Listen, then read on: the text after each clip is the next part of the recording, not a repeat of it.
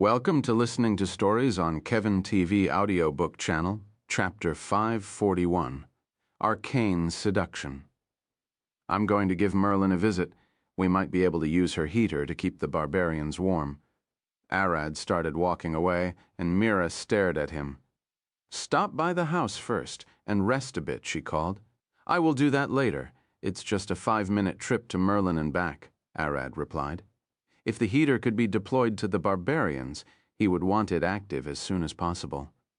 Zon! Arad teleported, appearing right at Merlin's tower door. Gah! The guard there gasped. Sir, Arad, where did you come from? Magic? Is Merlin inside? He asked. The guard smiled. She is, he approached Arad. I heard she's about to activate the heater today. I can't wait to see this snow go away. He looked at the whole streets. It looked beautiful, but the cold really hurt the common people. Firewood isn't cheap, and the hard winter is too long for them to keep up. Most people resort to buying goat and sheep hides to furnish their houses and sleep with multiple blankets to survive the cold. I can barely feel the cold, but with how thick Mira dressed, it's pretty hard on the people here. He looked at the door. She didn't say no one can visit her. No. She didn't warn us. You will find her in her lab. Just try not to interrupt her if she is in the middle of casting a spell. The guard said with a smile, opening the door for Arad to walk and closing it after him. He looked at the streets, smiling. Soon this cold would go away. Zoo, the guard saw his shadow extend across the street as a pink flash burst behind him. Before he could turn, a burst of magic flung him into the snow. What in the... He turned back, seeing a massive pillar of pink-colored light extending to the clouds where the tower was. In the 9 hells is this. Ga! Arad opened his eyes and pointed at the blue sky, his whole body screaming in pain. He barely managed to roll in place, feeling as if his skin was getting ripped apart. The pain quickly faded as it shifted into the worst headache he ever felt. His vision blurred as he grasped on the grass. Bam, bam, bam, bam. He couldn't even hear his own voice over the sound of his heart beating in his head, throbbing in pain.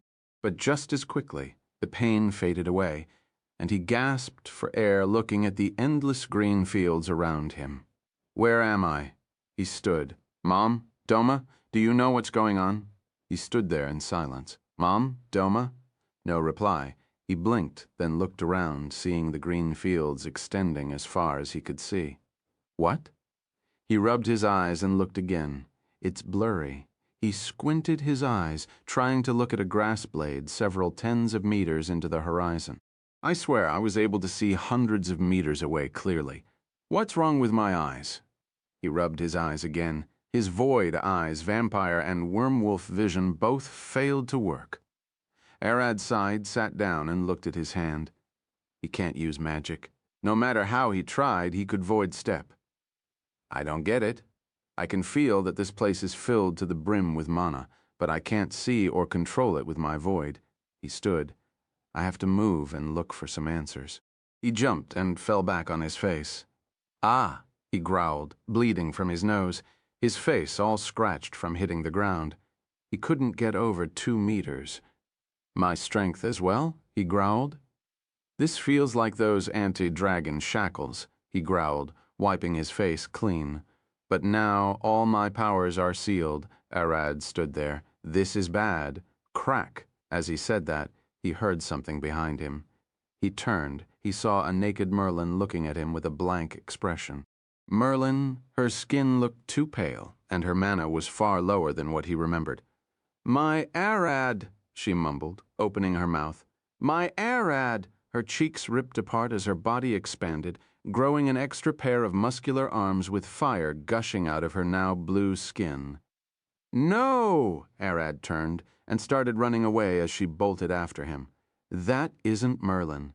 It's a monster. Arad looked back, seeing her running on all of her 6 limbs, growing and giggling like a hyena. With each step, he could feel his legs getting heavier as it got harder to breath. I can't outrun it. I'm getting exhausted for real. He looked back again, tripping and rolling on the ground. You're mine, Arad, she growled, lunging at him with a gaping mouth. Arad rolled to the side, standing up and punching her in the face. Crack! With one hand she grabbed him by the neck, and with another she grabbed his arm, trying to divorce his neck from his body. "Don't resist. You're coming with me," she growled. "I'm not, you monster." He bit the arm, grabbed his neck, and kicked her in the chest, pushing himself away from her. Think. Think.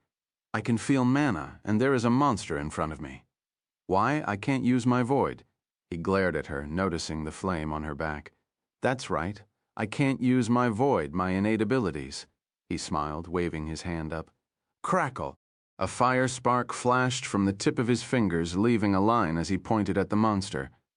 "I did learn this one, didn't I? Firebolt kabam!" Fire flashed from his fingertip, exploding at the monster, but I seem able to cast magic the human way. Growa, it's hot. She jumped out of the fire, swinging her arms at him. "Give me a warm hug." Ooh! Cap. Arad dodged to the side, swinging a round kick at her. Fire kick Kadon.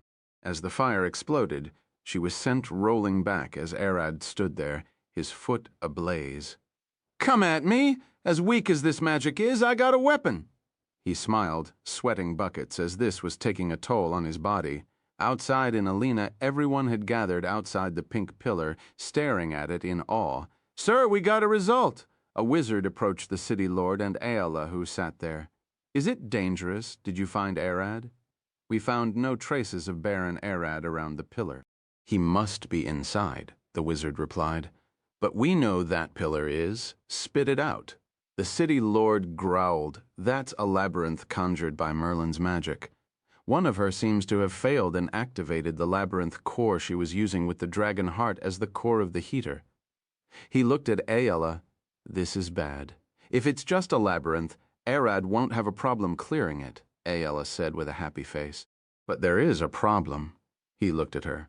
"This labyrinth is strange. It seems to be created with Merlin's mind, and it's locking everyone out with some rules."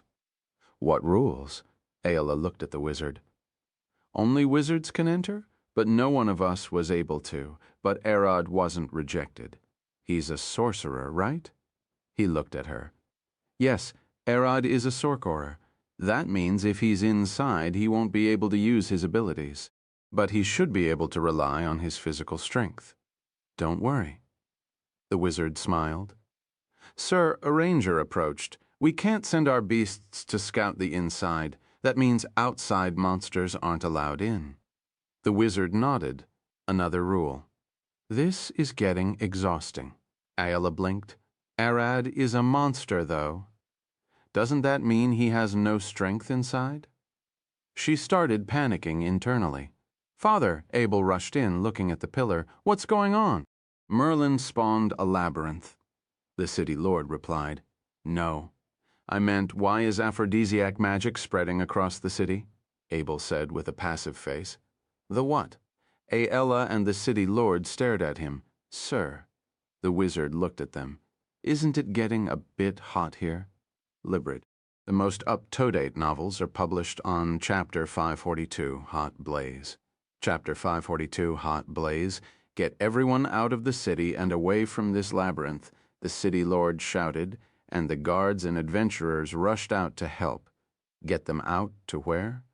Aela stared at him. "It's freezing outside." Abel stared at her. "Better than the whole city turning into my elephant trunk." He looked at the wizard. "Get it together and find us a way to get into that labyrinth. We must clear it as soon as possible." The wizard stared at the streets. Seeing an old lady staring out of her window at the maze, he smiled. "Mommy, I'm coming." He rushed forth, running like an animal. "Damn it," Abel growled, lightning crackle. He zapped the wizard, knocking him down. "Those with a high sense of magic are getting affected faster. Inform the mages at once." "Abel, you as well." The city lord stared at him. "You're a talented wizard. Get going." Abel scratched his head. "How do I explain it? I'm already depleted for today. Don't worry about me. I will get a sister and the rest out of the city." Abel rushed away, waving his hand. "Send the Arad's house." Aela stared at the city lord and looked at the ground. "Losi, we need your help." Crackle! A flower grew from between the road pavements. I already got Miriam to open a passageway to her colony. People should be safe there for the time being. You will find a muscular, brown-haired woman there. Follow her." Ayla growled as green magic spiraled around her body. "Where are you going?" he shouted. "Force my way inside." She pulled her bow, aiming at the labyrinth. "You won't get between me and Arad. Open up!" she screamed, firing a burst of air strong enough to shake the city. Zephyr appeared on her head. "Leave some of him to me," she waved her hand, sending a second blast. The city lord stared at them, sweating. They're affected as well. He turned to run away. "I can only pray their lust remain pointed Arad." Arad smiled, extending his hands. "If I can use the magic I learned, won't that mean I can cast gravity and barrier magic as well? Let's smash this thing between two boulders." Gravity magic, he felt a sharp pain in his chest as his mind started to spin. His knees gave up as he fell down, Naswa overpowering him to the point he started puking. Roar. The monster lunged forward, kicking him in the chest and sending him rolling across the field. Arad gasped, hearing a crack at his side as he tried to sit. Looking forward, he could barely see the monster with his blurred eyes. "Rude. Damn it, of course I won't be able to use that magic on a dragon scale," he growled, extending his hand forward. Firebolt, the flame flickered at his fingertip and faded. The spell failed. Damn it, he turned to run away as the monster chased him once again. The more he ran, the sharper the pain in his side got, and the louder the cracking noise became. Breathing got more and more painful, and suddenly he coughed blood. "Something broke inside one of my ribs," he gasped, holding his side. "That's right. If my void is disabled, then my organs are inside me now. They can be damaged." He finally realized. Roar! The monster screamed behind him, her arms turning into pincers as she swung them at him. A red spark of flame emerged in Arad's eyes, bomb from beneath his feet. A burst of fire exploded. "Fire kick?" the monster gasped, seeing him fly away close to the ground. Arad stared back at her. "I'm a dragon. Do you think a human body would stop me?" He turned. Fire kick.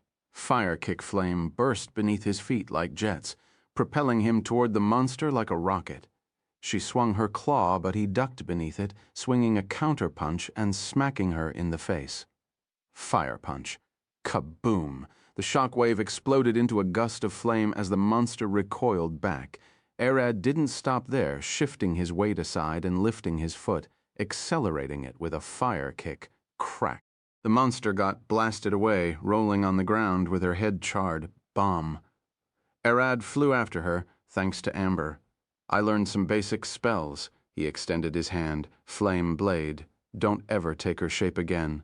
Swash.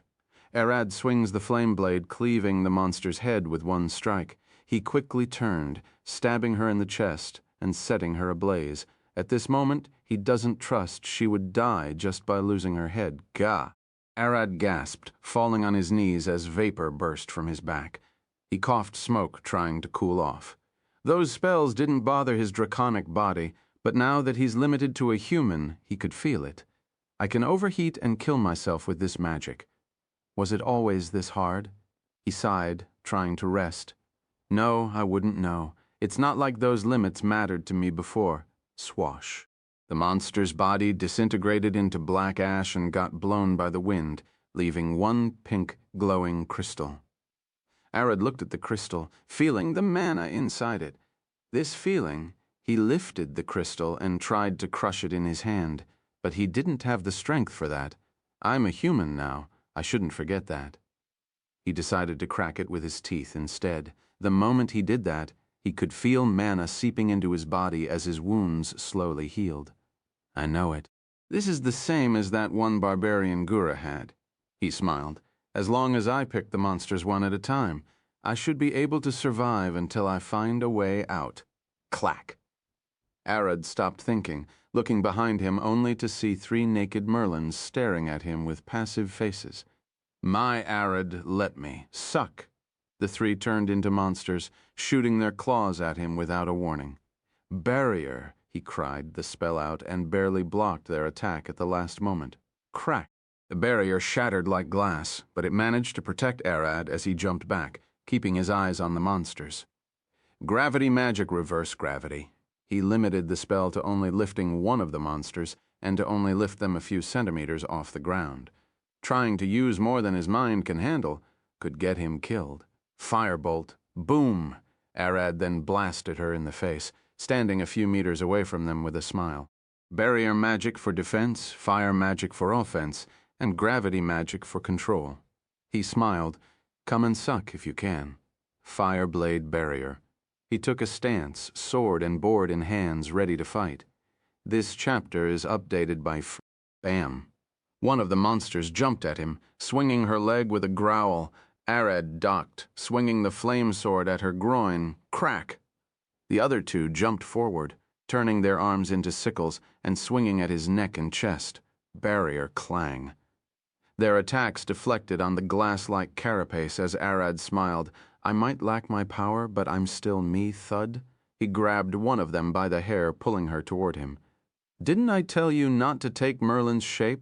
His eyes flashed red with fire magic as he glared at her kabam. Fire burst beneath his foot, lifting his knee up to meet the monster's nose, caving her skull in like a cracked egg. Crack! The second monster bit Arad's flame blade, trying to pull it out of his hand. You monster! Arad growled, seeing her jaw burning, but even so she didn't let go. Bam! The third one jumped at him, swinging her forearms at his back. Shit! Arad let go of the sword, bending backward and seeing the claws fly above him. Should I use it? No, I need to keep it for when I really need it. Arad shifted his torso, pushing on the ground with his hand lifting his leg up and kicking the monster in the face. Fire kick. As she recoiled back, she swung a kick at his face and sent him rolling. Arad immediately stood back up and pointed his fingers at her. Gravity magic. The monster's second leg lifted from the ground, causing her to fall head first. Arad shifted his stance, lunging at her, swinging his fist. Fire fist booms wash. The first one appeared behind Arad, and he turned in a panic. She's alive? He could see her arm turning into a sickle, rushing at him with a stab. Barrier crack. The sickle went right through the barrier, exploiting Arad's rush to make it. Arad gasped, blood gushing from his mouth as the sickle went right through his guts. You, he growled. The other two jumped in, stabbing him as well in the chest and shoulder. Arad is mine. One growled, and the others grunted. No, he's mine alone. Crack, crack! They started punching and kicking him with their remaining arms. Tens of punches and kicks came at once, trying to put an end to Arad. In front of Arad's house, a wizard rushed toward the city lord and Nina. I got good news. He saluted the lord.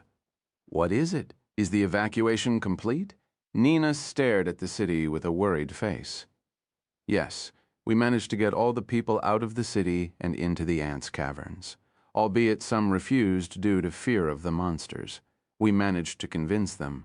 Everyone there sighed in relief. All they needed to find a way to deal with the labyrinth. There is something else. The wizard stared at them with a smile. A wizard had managed to get inside the labyrinth, albeit we still don't fully understand the rules. Really? Who? Nina stared at him. She is ass. As the monster beat Arad, he growled. It was foolish to fight all three at once. I should have run away and planned. But, fire cloak, a fire sparked in Arad's chest, engulfing his whole body in a blazing flame. The monsters growled, pulling their sickles from his body and protecting their faces with their arms. Burn! Arad screamed Blook, but his vision immediately blurred. The sudden blood loss wasn't simple to take on, and his body went into shock. The spell faded and the flames disappeared even quicker. Arad, asleep! One of the monsters growled. Finally, another added, He's mine, vrr. As they stared at Arad, they heard something in the distance, so they looked around. Gerda, repent in the blazing inferno of the elemental plane of fire. The monster looked around as their bodies started burning. Fire and blaze, the burning hells, fade from memories like the sparks of the great flames. Fire burst, vroo, ooh, ooh. The fire tornado turned blue. violently pulling the ground up as it charred the three monsters into dust. Wash. The flames faded. A woman wearing a brown wizard robe and hat landed beside Arad, tapping her staff on the ground as she stared at him. "Hoy, kid, wake up!" She poked him with her staff. She sighed. "You're supposed to be stronger than this, aren't you?" She reached inside her robe, pulled out a healing potion, and poured it on his chest. "Nina is going to rip me apart if you died," she squatted beside him, poking his face with her finger. "Wake up! Wake up!" Growl. She turned around, seeing tens of monsters emerging from the ground. "You're spawning too quickly?" She stared at them. "I guess. This is the S-rank labyrinth core Merlin was using in the heater?"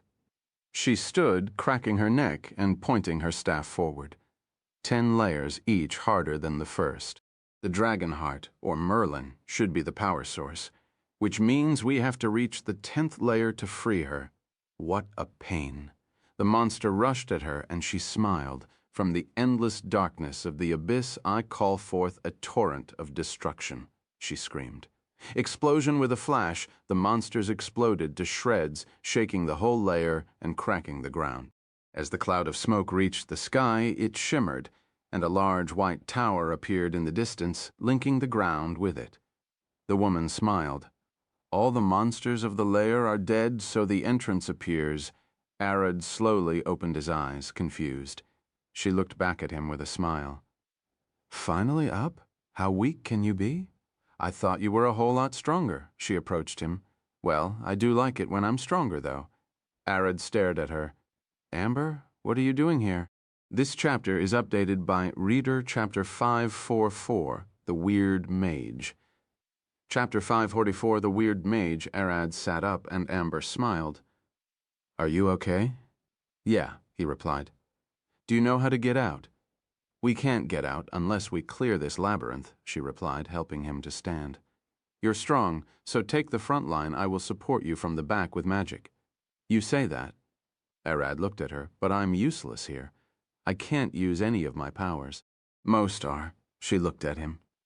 "Unlike dungeons, labyrinths have rules. It usually takes weeks of study to determine all of them before adventurers are allowed inside. This one just appeared, so we're working with limited information." Arad looked around. "Got a weapon with you? A sword would do. Why would I carry such a thing?" She looked at him, confused. "I'm a sorceress. I mean..." Arad looked at her. Merlin was keeping stuff between her breasts. "Aren't you doing the same?" Amber stared at him in silence for a second, then pinched her eyes and growled. "Listen, you oaf, I'm not that weirdo. So you don't have any? Most mages keep their stuff in one of those." She pointed at her small satchel, a bag of holding. "Merlin said something about the magic needing to be close to the heart, that if you needed several carriages worth of storage, I'm not carrying a whole lab with me." She sighed, pulling a long cylindrical quarterstaff from her bag. "This is what I have." She gave the quarterstaff to him. "Don't break it, it's worth a lot." Arad looked at the quarterstaff, giving it a few swings. How much? With his ridiculous strength, he could feel the staff's weight in his hand, making it seem nice. "Ninty silver coin, so don't break it." Arad blinked twice, staring at her. "Only ninty silver coins? It feels a bit heavy," he then remembered. "Ah, I don't have my strength." "What do you mean, only ninty?" "This thing was far too overpriced. I won't pay over 85 for it again." "Is 90 coins even a lot of money?" He stared at her. She blinked twice. "Aren't you the one who couldn't pay for an inn night a few months ago? Or did becoming a baron get to your head?" "That's not it." Arad scratched his head, reaching into his pocket. He could find some coins there. Look, he pulled what was with him, and it was a handful of gold coins. Amber gasped, her eyes sparkling as she stared at his hand. "Wait, how do you have so much?" She reached out, but Arad closed his hand with the coins out of her sight. She snapped back to reality. "Did you get from the king? For becoming a baron?" "No, just doing quests and some chores here and there. I have a lot more. But I can't get them while we're stuck," he said. "What do you mean you have more?" she cried. "That?" She pointed at his hand. "Is enough for me to retire and drink for the rest of my life?" That's too much money. Do you know that most people barely see a gold coin in their lives? I do have some platinum ones, he added. Platinum, she screamed, holding her head. How come? Calm down, Arad tapped her shoulder. I can pay for the staff, so I will be using it as best as I can, even if it breaks. As Amber turned, he extended his hand, holding a gold coin between his fingertips. Change, Amber snatched the gold coin. Come on, want change? You said you won't pay over 85 silver coins? Arad looked at her. Are you trying to scam me here? Come on, you have so much. Surely you can pay a gold coin for it. She looked at him with a cheeky grin. I can pay. But why are you stuck on the money? He sighed. 'Cause I'm poor, she replied with a straight face. No, you drink too much, he stared back at her, drinking sadness away. Life is hard, and with stress I end up drinking. But that added more to my financial stress. It's a cycle. She looked at him, fists resting on her hips. If you're aware, then stop drinking. He rubbed his face. I can't, she replied with pride. Reared, seared, fine. Take the whole coin. Arad handed her the gold coin. She smiled. Keep it with you until we get out of here. She pushed his hand back toward him. I won't take it now. Are you sure? He looked at her, but she smiled back at him. Getting you out of here alive takes priority. Getting me out? Arad sighed. Fine, let's find Merlin and leave this cursed place. Arad started walking forward, and Amber looked at him back, a smile on her face. I doubt Merlin could move even if we found her. She pulled a crystal from her pocket. This can only get 2 people out of here. Sorry, Arad, but I doubt me and you can clear this place alone. Once we find Merlin, I'm sending you 2 out. Arad stopped looking at her. What are you waiting for? Nothing, she said with a smile. Can I hold those gold coins for a second? I thought you didn't want them. Arad stared back at her with a disappointed face. I don't know.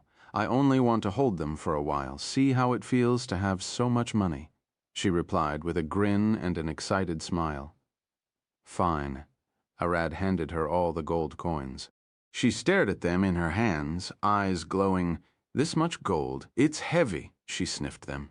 You're weird, Arad sighed. Yes, I'm weird. She took another deep whiff. I'm rich. No, you aren't, Arad replied. Here you go. She then handed him the gold back. Thank you for what? Satisfying your desires, he sighed. Desires. She stayed silent for a moment.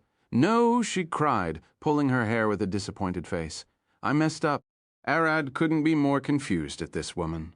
Are you okay? Arad tried talking to her. I'm not, she started panting. Merlin once told me, you're looking for wives. If I had slept with you, I could have gotten so much money. Arad sighed.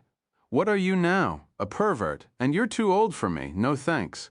Come on one night. I'm not that bad. No, Arad smacked her on the head with the quarterstaff. Get to your senses. Ow! She cried, staring at him with a sad face. You're mean. I'm not. Let's do more and not waste time. As they walked, she looked at his back.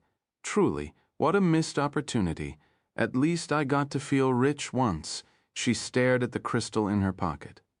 You and Merlin are amazing. Compared to you two, I'm useless, worthless, and replaceable. The world still needs you, and I will make sure you survive this. Read latest chapters at E. Only chapter 545. The Draconic Nature. Chapter 545. The Draconic Nature. What are you doing? Amber asked, as she saw Arad gathering the monster's healing crystals. We need those, he replied. I know, but they are too hard to use. She stared at him. Absorbing their power takes a lot of effort. It's mostly useless.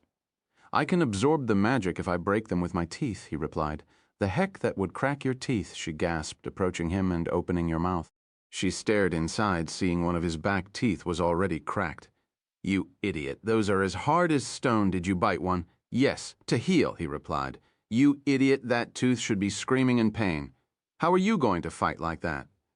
She stared at him. She quickly pulled a healing potion from her pocket. Drink this! No! Arad pushed her hand back. Keep it for yourself! I don't need healing now! Are you an idiot? I'm saying you won't be able to focus in fights with such pain. She glared at him. Pain. Arad looked at her with a passive face. It's annoying, but what's the problem? What? She stared at him, confused. It's painful. I'm asking, how could pain be a problem? He tilted his head. It's telling me about my injuries. Why would that be a problem? It was then that Amber realized that something was fundamentally different between her and Arad. Arad and Amber approached the massive white tower. Be careful. Unlike dungeons, they get their power by killing people and eating their life force. Labyrinthes get it by keeping people here and feeding on them slowly. What? Arad looked at her.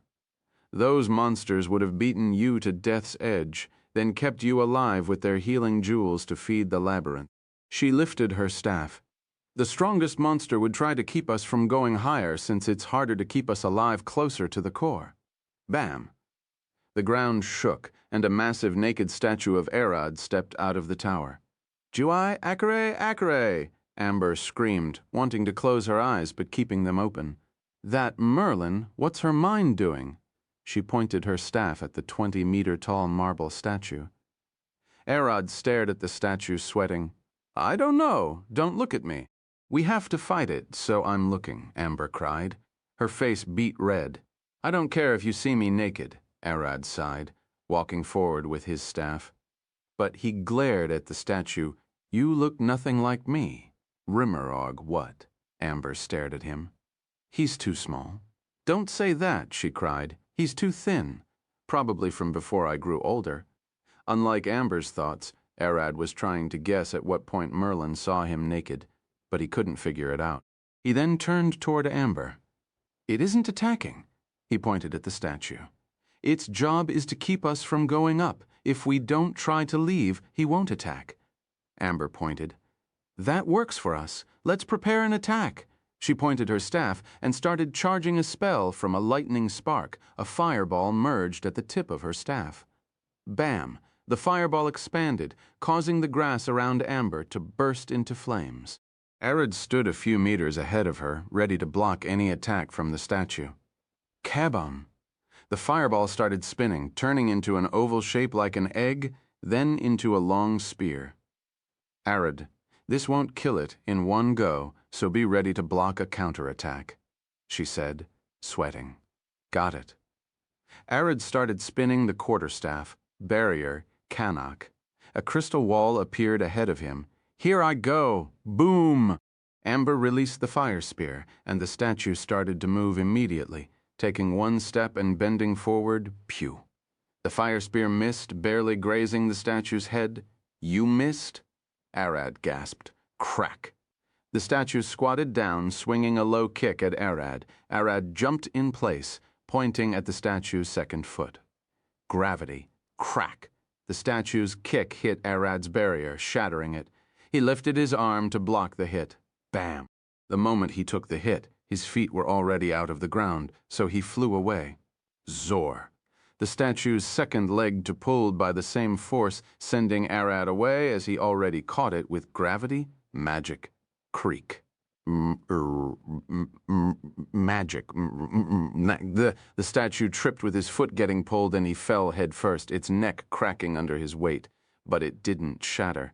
Amber gasped, What?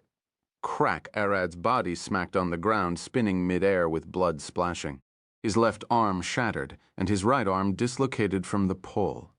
Arad's vision turned black, and he could barely hear anything. Dragons are more akin to animals than humans.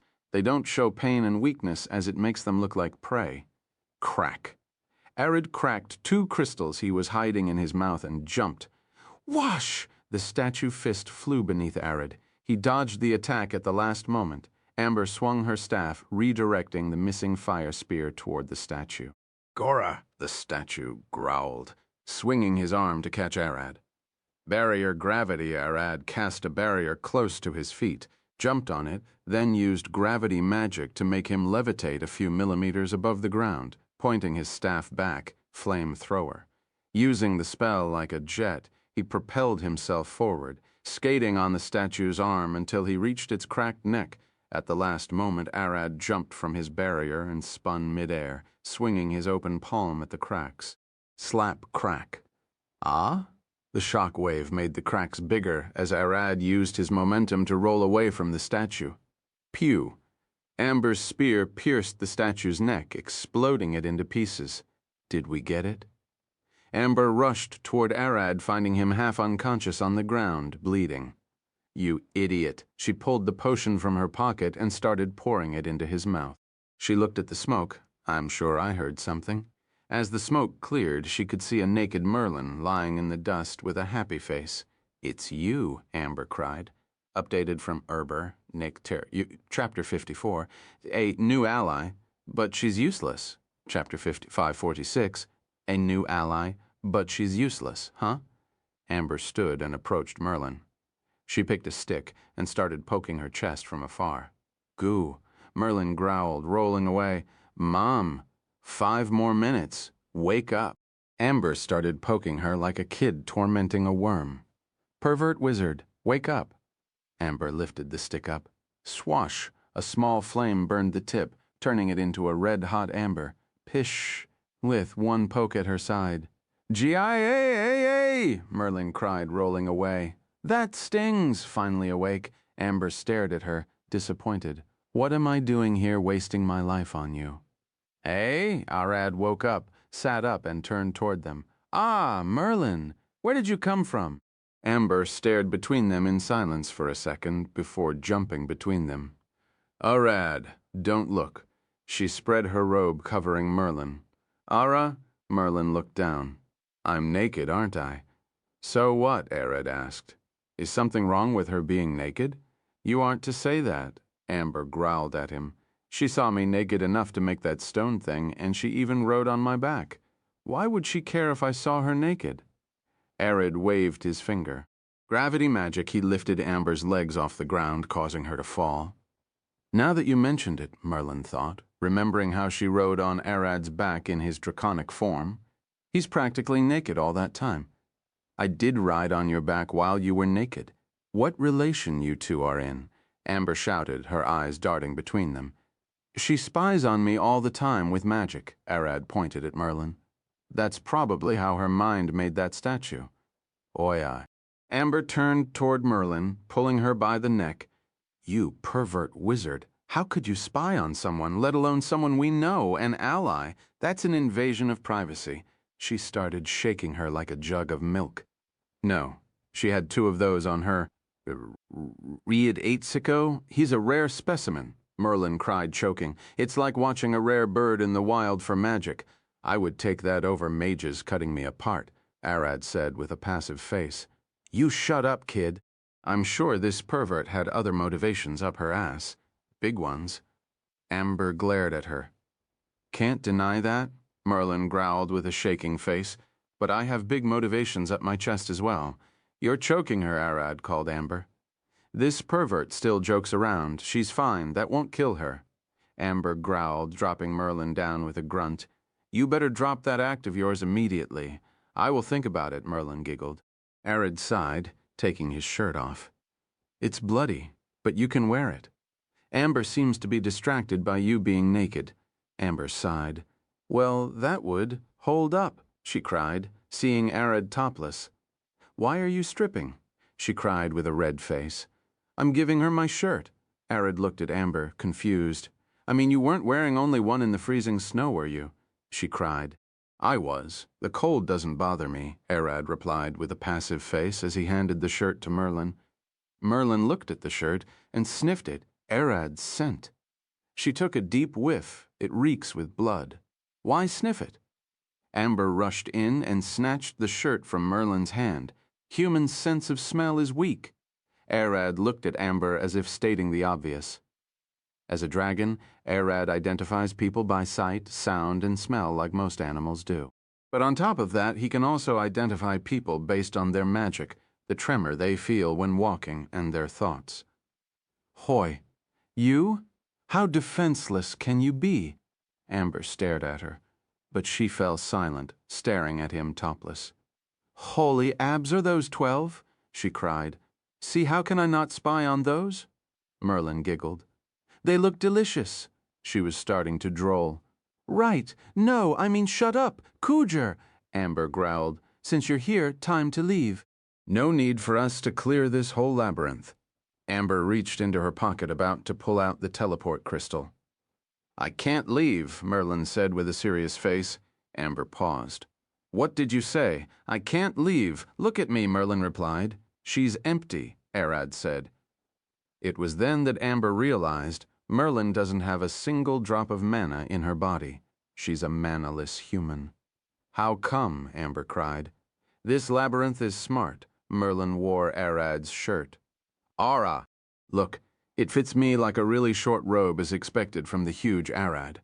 Focus. Amber stared at her. What do you mean his labyrinth is smart?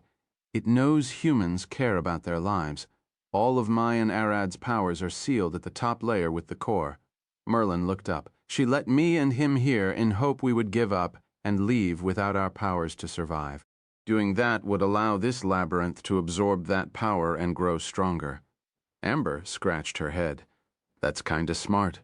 It's the power the labyrinth is after, not killing us. That's true, Merlin replied. Can't we rush to the upper layer and steal your powers? I'm sure you can get us out in one spell. Amber stared at her. I don't like how you act, but I'm not doubting your skill with magic. Merlin thought about it for a second. I doubt I can do it.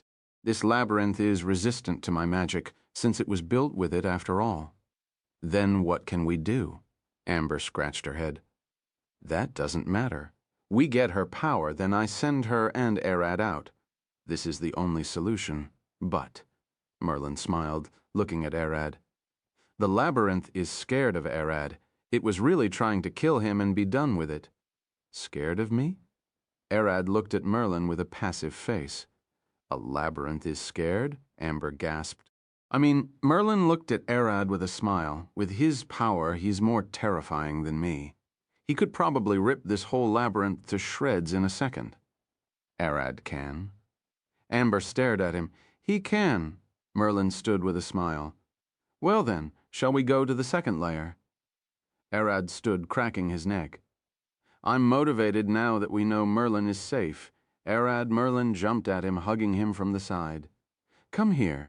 Amber pulled her away. You're practically naked, wearing only his shirt. Stop getting too clingy. I need Arad to protect me with those strong arms. I can't fight now, remember. Merlin pushed Amber away and hugged Arad again. Just then, it finally clicked in Amber's head. This labyrinth was releasing a strange aura into the city. Was it this idiot's horniness? Arad, protect me, she started rubbing her face on his chest. Come here. Amber pulled Merlin away by the hair. Magic must be affecting her. But even so, I gotta protect Arad from this cougar, even if it was the last thing I do. As Amber pulled Merlin toward her, oh, it might really be the last thing I do if everything goes according to plan. Updated from Erbert Darl, Chapter 547. Burned, Chapter 547. Burned, Z-I-I. Arad pushed the tower's door open, staring inside. A large marble spiraling stair reached up into the sky. We're going up. He looked back at Amber and Merlin. Of course, Merlin replied. But be careful, the monsters in the second layer are far stronger. I'm not asking about that. Arad could barely see the top from there. He might be fine, but he's sure as hell Merlin won't make it to the top. Can you climb all of those? He pointed up. Merlin looked. Probably not. My legs would give up without even reaching the middle. Then how are we going up? Amber sighed. I can't carry you and fly, and this place is too tight to even fly by myself. We can rest in the middle, Merlin said with a smile. Arad looked at them for a second, thinking. Thud. He then approached Amber, staring at her. What are you looking at? She asked with a worried face. Arad shifted his gaze toward Merlin. You two don't weigh much, do you? What kind of question is that? Amber gasped. I'm heavy, Merlin replied, smiling with a proud face. I'm carrying those after all. She shook her hips and squeezed her chest. Amber stared at her, disappointed. What are you doing? That won't be a problem, Arad replied. But try to lose weight in the future. What are you saying? Merlin growled. You deserve it, Amber giggled. Arad pointed at her chest. Even with Alla's strong back muscles, she often complains that her chest weighs her down in extended aim and rapid movements. Try making them half the current size. He then pointed at her hips. And if those were muscles, you would be able to climb the stairs, lose the fat, and gain muscles. Amber started laughing as Merlin glared at Arad with a red face. And what do you know? I know that Nina has a stronger and better body than you. Magic is good, but you're the one who said I should work on my body and martial skills, so don't slack down, he said with a passive face. When you get exhausted, I will carry you, he sighed. Arad, stop, Amber kept giggling on the ground. She's already charred. Arad stared at her. You better stop drinking. I still smell beer on you. Alcott said it weakens the heart and reduces stamina in the long run. I drink what I like, Amber gasped. Not when you're an adventurer with other people's lives hanging on your performance. He squatted down, glaring at her eyes. I take it back. Amber started flailing her arms. I take it back. Being with you is going to be bad.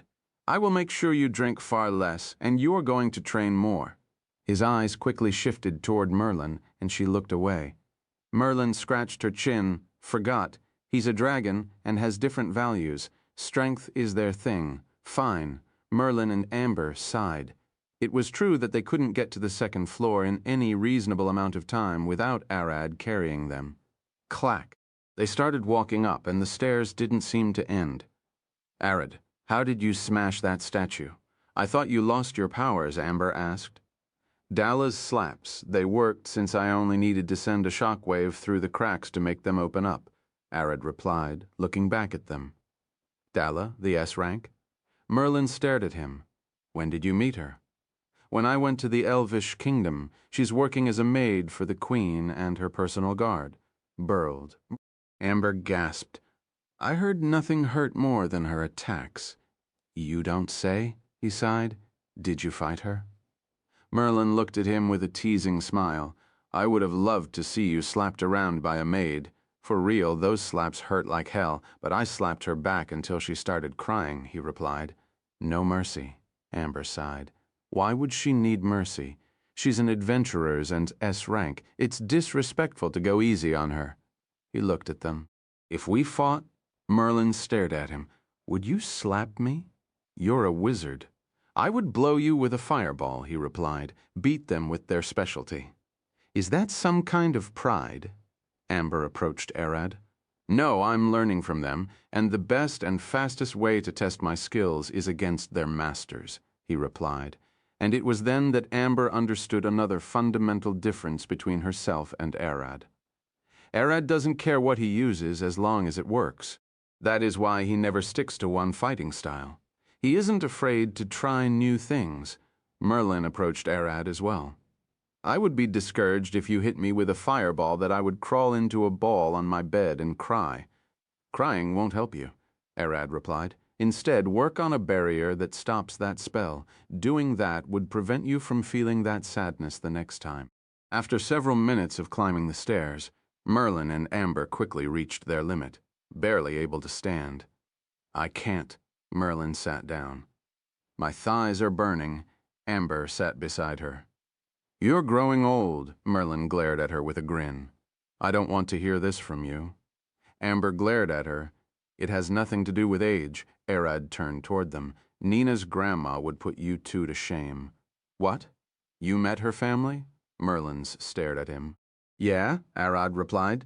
That crooked back old lady ran so fast that Jack and Lydia couldn't catch her. And I even saw her snapping branches from logs for the fire with her bare hands. An old hag. Amber stared at him, running faster than Jack and Lydia, Merlin said with a puzzled face. Won't that make her faster than a horse? She was, Arad replied, the fastest grandma I ever saw. Amber and Merlin stared at each other. Barbarians are built differently. They build themselves differently. He approached them. Come here. Arad carried Amber on his back and Merlin in his arms and kept climbing the stairs. Arad, Amber said, her face resting on Arad's shoulder. What? Sorry, we aren't even a quarter of the way up. She looked away. To make you carry us like children. Don't worry about it, Arad replied. Hoy, Merlin, say something. Amber looked down, seeing Merlin licking Arad's chest. "Hoy!" she screamed. "What are you doing, you pervert?" She pulled her staff, smacking Merlin in the head. "I mean, it's this close to my face," she cried. "And you," Amber stared at Arad. "Say something. Don't feel sorry for slapping her." "Well, it's not bothering me, and she isn't harming anyone." Arad looked at Amber. "I didn't see a reason to stop her." "You need help in more than one way," Amber cried. Updated from Reesed, Prime, Chapter 548. Don't learn from her, Thud. They finally reached the end of the stairs. "We're here," Amber gasped, rushing toward the door. "Finally the light," Merlin said with a happy face, rushing after Amber, AWW. They both screamed as Arad grabbed Merlin by the shirt and Amber by her robe, pulling them away from the door. "Bam! Bam!" They both fell to the ground. "What are you doing?" "This seems like a safe place," Arad said. "We rest here for half an hour. We leave after that." He sat beside the door. "And don't rush out like idiots. We don't know what awaits us outside. Monsters never camp close to the lair's entrance." Amber stared at him. "Amber is right," Merlin confirmed her words. "It's unheard of. Probably if this was a regular labyrinth, not one created from your mind." Arad stared at Merlin. "I'm not trusting the norms here." He pointed at the door with his thumb. Amber stands at the door's side, Merlin hides behind her, and I open the door, be ready to blast anything that moves. He closed his eyes. "I'm going to rest a bit now." Merlin stared at each other. He's a bit too cautious. Amber stared at him. "Probably for the best." Merlin smiled, sitting beside him. "You're right." She sat at his other side, focusing on her staff to create a rapid-firing firebolt for when they opened the door. A few minutes later, Arad's body bent to the side, falling down. Thud. The two girls stared at him. "Is he asleep?" Merlin asked, poking his side. "Probably." Amber approached. "He might not show it, but I bet he's exhausted to the bones." She sat beside his head and tried to lift him up, but her back stung her. "Damn, he's heavy," Amber growled, her face beet red as two veins popped on her forehead as she tried to lift him. "Let me help you." Merlin helped her lift Arad's head and lay it on her thigh. "I won't feel my leg after this," Amber cried. "Are you okay?" Merlin looked at her red face. "His head is digging into my bones." Amber grunted. "Help me shift him a bit." She took off her hat and the top part of her robe, curling them into a pillow, and put it on her thigh. With both of them working together, they finally managed to get Arad's head on the pillow. "Now my leg won't die," Amber lifted a thumb to Merlin. "But we switch soon, of course." Merlin looked at Arad's asleep face. "I'm surprised he didn't wake up." Amber smiled. "He's a bit cute, isn't he?" Merlin scratched her head. "Aella told me once that Arad is quite tame around the people he trusts." "What do you mean? If it's us speaking and causing noise, he won't wake up." Merlin combed his hair with her fingers. "But if it was a sound he doesn't recognize, he would wake up immediately." "Is he a wolf sleeping with one eye open?" Amber sighed. "There is a tale," Merlin said with a smile, leaning on the wall and putting one leg on another. "A wizard turned a dragon into a small fly to tame it. Then the dragon who became a fly flew into the wizard's eyes and ate his way into his brain, causing the wizard to suffer for months before dying." Amber finished the tale. "And with the wizard dead, the dragon returned to his normal form and proceeded to kill all those related to that wizard in one night." Merlin smiled. "What I'm saying is that even weakened, Arad is still Arad." "Yeah, but that story was about a dragon, not a human." Amber sighed. "You've put too much stress and expectation on him." Merlin smiled. "I doubt it. He's the kind of person I can trust." Arad opened his eyes, staring up at two mountains. "Are you awake?" the mountains asked. She bent forward, her chest closing on his face. Arad lifted his hands, parting Merlin's breasts away to look at her face. "Don't put them on my face," he grunted. "Ah." She gasped. "Be gentle." She stared at him with a smile. "What are you doing?" Amber stared at him, pulling his hands away from Merlin's chest. "Is something wrong?" He looked at her. "Everything is wrong. Why are squeezing her chest? Aela doesn't mind, neither Eris nor Isdis. Arad sat up. Those are your wives, Merlin isn't, Amber cried. We still haven't married, so that statement is wrong, Amber cried. I know you understand what I mean, so don't try fooling me. Come on, Arad looked at her. Until now, you're the only one I heard complaining about this, since this is the first time you're doing it with a stranger. Merlin isn't a stranger, Arad replied. Amber. Merlin stared at her. You're confusing him. She then looked at Arad with a smile. I don't mind it, but you should only do it with the girls you love and ask them first. I know that, Arad replied. Merlin blinked twice. Then why did you touch me? Getting back on what you were doing earlier, he replied with her eyes closed. Merlin started sweating, remembering how she was licking his chest as he carried her on the stairs. Merlin, Amber turned toward her. What are you teaching him? I'm not, Merlin cried. He just mimics everyone he meets. Arad, Amber stared at him. You aren't a child? Don't mimic this idiot? But am I? He stared at her. Amber scratched her head. Fine, I take it. You two are in a relationship. She sighed. Do what the hell you like, I give up. Arad stood cracking his neck. Are you two rested? We were never tired. You carried us up the stairs, remember? Amber replied. I see. Arad stood ahead of the door, holding the knob with one hand. I will open it. Arad looked back at them. Merlin, Hyde, and Amber, be ready to blast anything that moves. Z. Arad pushed the door open, looking outside. A large tree-filled swamp spanned as far as the eyes can see. He signed to the two to wait inside as he took a step outside, looking around the door at the sky and at the ground. Arad sighed, turning back with a smile. It seems safe at the moment. The two walked out of the door. Gah, Amber growled. A swamp. I hate those places. Prarb. Too much dirt. Merlin looked around. At least it's not a strange environment. Splah. From behind Arad, 8 tentacles emerged from the dirt, flying to catch him. Gee, hey, Amber cried. Merlin stared at the tentacles with her eyes sparkling. Lunch. This content is taken from his Reeled, Chapter 549, Magic and Experiments. Chapter 549, Magic and Experiments. Arad turned, seeing the tentacles rushing at him.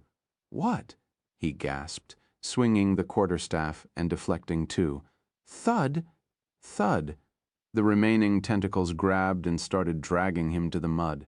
From there, 2 eyes flashed. Come to me, the monster growled. What is this thing?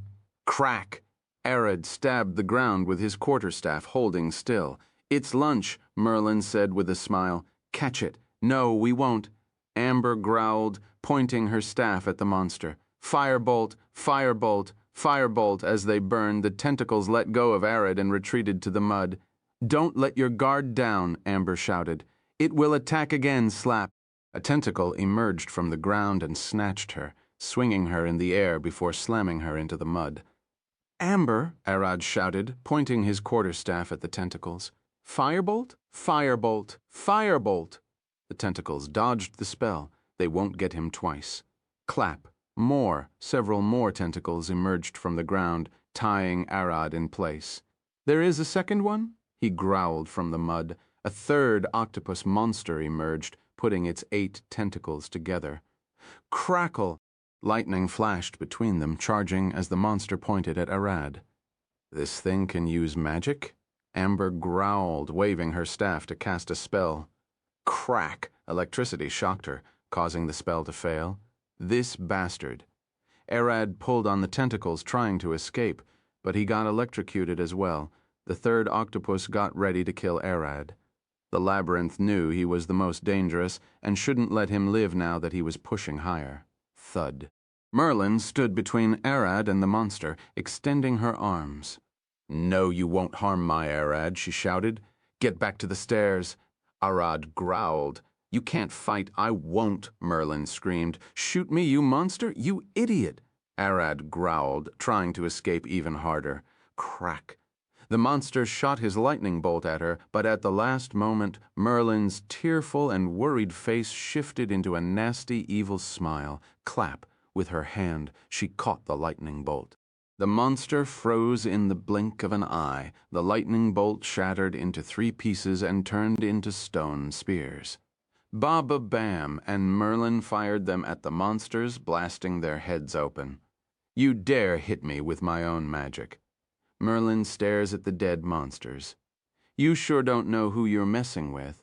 Thud, thud, Arad and Amber were freed and fell down. What did you do? Arad stared at Merlin. This labyrinth is built by my magic. The monsters use the same mana wavelength as me. That means even if I don't have mana or the ability to cast magic, I can still control my magic back when they throw it at me. She approached Arad with a grin. Am I impressive? Should have told us before, Arad sighed. I could have planned to use you as a magic shield. Thud, thud, Merlin approached Arad. It's a secret, but I won't be able to control powerful spells before they kill me. It's better to let the labyrinth think I can control everything and shut its magic arsenal, she whispered. She stood with a smile. It's time to eat, isn't it? She looked at the monster with a smile. They aren't disappearing, Amber gasped. What did you do to them? I shifted the spell to bind them to reality. Merlin giggled. They won't leave a gem, but they won't disappear, which makes them a valuable food source. Arad sat on the ground, taking a deep breath. How she moved earlier, her hands almost matched the spell's speed. He looked at her, seeing that her fingers were trembling. I guess her prior physical powers were a result of some spell, but now forcing her body to reach that speed without the spell is hard. He smiled. You're capable after all. He looked at her. I thought you were completely useless without magic. Of course I'm not. Merlin stared at him. I did beat you once, didn't I? I was far weaker then. He stood. Now, how do we cook this? Amber stood, her legs still shaking from the electric shock. I can ignite a flame. She pointed at the trees. You're strong. Can you rip some branches with your hands, can't you? I'm weaker, so I don't know how much I can chop, but I will try. He approached one of the swamp's trees and grabbed the nearest branch to him, pulling it apart. Amber, let's ignite the flame close to the stairs door so we can retreat if we need to. She pointed. I know, Amber smiled. This isn't my first time in a labyrinth. She looked back, albeit this might be the strangest one I ever saw here. She pulled a small knife and handed it to her. Oh my. Merlin stared at the knife with a smile. I'm cutting the monster? Don't pretend you never cut one before, dissection maniac. Arad looked at them. You cut monsters before? Merlin stared at him. Both dead and alive. We did experiment on a lot of them, after all. You say that to me? He stared at her with a worried face. As much as I want to see your insides, she smiled. It's a rule to never cut something that we don't have spare of. Really? He sighed. If we manage to catch a male and a female to breed, we can then experiment on their spawn without disturbing the natural order. We did that a lot with new monsters. Isn't that too cruel? Not when the monsters eat and kill humans every day. She looked at him.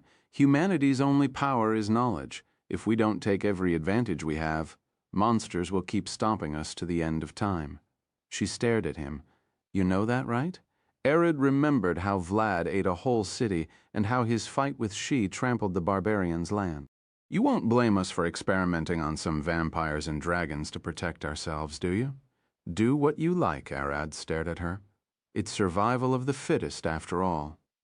That's true, she smiled, but Arad said with a passive face, Do you know what it means? Don't worry. No one will come after you or those close to you. Those we experiment on are mostly monsters caught attacking cities or villages. Visit, for the best novel reading experience, Chapter 550, Food and Massage. Chapter 550, Food and Massage, Stab. Merlin took a sharp branch and stabbed a chunk of tentacle meat from one side to the other. Sidezel. She then put it beside the fire to roast. No salt, but it will do, she smiled. I'm not sure it will, Amber sighed, roasting a chunk of meat on her own. I tried seafood before, and it's disgusting. I don't like the smell. She looked back at her, and without salt, it's just going to be a fishy mess. Better than nothing, isn't it? Merlin stared at her. I wish I at least had some beer, she sighed, but we can't ask for more in a labyrinth. The two looked at Arad. What the hell are you doing? Amber cried her lugs out, seeing Arad eating the tentacles raw. Eating, he replied. Thud. She rushed, snatching the meat from his hand. Roast it. Those things usually have poison or parasites. That's why we cook them. That would make it taste bad. Ah, Arad cried, seeing her chuck his meat into the fire. Merlin giggled. Arad, let her cook. Thud, Arad sat down. Fine, it doesn't matter anyway. Amber stared at him. For someone who doesn't care about pain, you're really particular about food. Not really. Arad looked at the fire. Do you call not needing any preparation particular or picky? I don't think so. Merlin stared at him. Being picky is wanting to eat a specific food or refusing to eat it. You, on the other hand, eat everything and not even cook. I would call it convenient. That's just gross. Amber stared at her. Cooking is an art. Merlin poked her meat. Dragons eat everything their magical organs can digest it, but we documented brass dragons licking the morning dew off plants each day to survive and preserve the desert. I know that. Amber flipped her meat and took a look at Arad's. It still needs some time, but why are we talking about dragons here? Merlin smiled, looking at Arad. You don't really need to eat, do you? I eat a lot, Arad replied, snatching his meat from the fire. It's not done yet. Half-cooked is good for me. Arad took a big bite. Cook it too much, and it loses its taste. He finished it with the second bite. Do what you like, Amber sighed. Aella is the one to care for you when you get sick, not me. She won't need to do that, Arad replied. Hopefully I hate being a burden, eating a second chunk of meat. Arad, Merlin said with a smile, looking at him, you know that isn't a problem, do you? What isn't a problem? He stared at her, sneaking around to take another chunk of meat and eat it raw. Being a burden, she pointed at him with her meat. I'm sure Aella won't hate having to take care of you every now and then. Arad scratched his head, but I'm too big and too heavy. He looked at Merlin. But I do let them massage my back. Whew, she stared at him. Can I do it for you? Why are you two even talking about that? Amber stared at them. If you want to massage his back, then go and do it, or should I do it? You've a woefully excited for this, Merlin replied. I don't want our frontliner getting sluggish. Amber looked at Arad. If he needs it to perform at his best, I will do it. Hitting me with what I said earlier. Arad smiled, twisting his torso. Crack, crack. His entire back and shoulder cracked. I don't really need help with that. With them distracted by his action, he managed to take another chunk of meat. What you did won't help? She stared at him with a disappointed face. Even if you two tried, he looked at them. Mira couldn't do it, even with a sledgehammer. Not even hiding it. Arad stood and headed toward an uncut tentacle, cutting a large piece of it and dragging it to the fireside. With the what? Amber gasped. A sledgehammer. You're getting pretty rough, aren't you? Merlin giggled. Amber stared at her. How could you even use that for massage? Merlin looked at Arad out of them. Who's the best at massage? She giggled. I do want to beat them at it. Arad thought about it for a second. If I have to choose the best eating, as he tried to remember. It's Ray and Ray, he said, swallowing half of the tentacle he brought. Who in the 9 hells are those? Both Merlin and Amber stared at him. Isdis's twin maids. Arad smiled, putting more meat beside the fire. They have this massage method where they step on your back using their whole weight. They don't create an instant annoying shock as with a sledgehammer, and aren't as weak as doing it by hand. He already started eating before it got cooked. Royal maids, you're really a baron now. Amber sighed. What a waste should have joined earlier, she thought, staring at Arad swallowing even more meat as if it was nothing. Where is he putting all of that meat? Where is he putting all of that meat? Girl, I don't know, Arad replied, still eating. They learned it, but I only know they work best for me. Want me to step on your back? Merlin looked at him with a smile.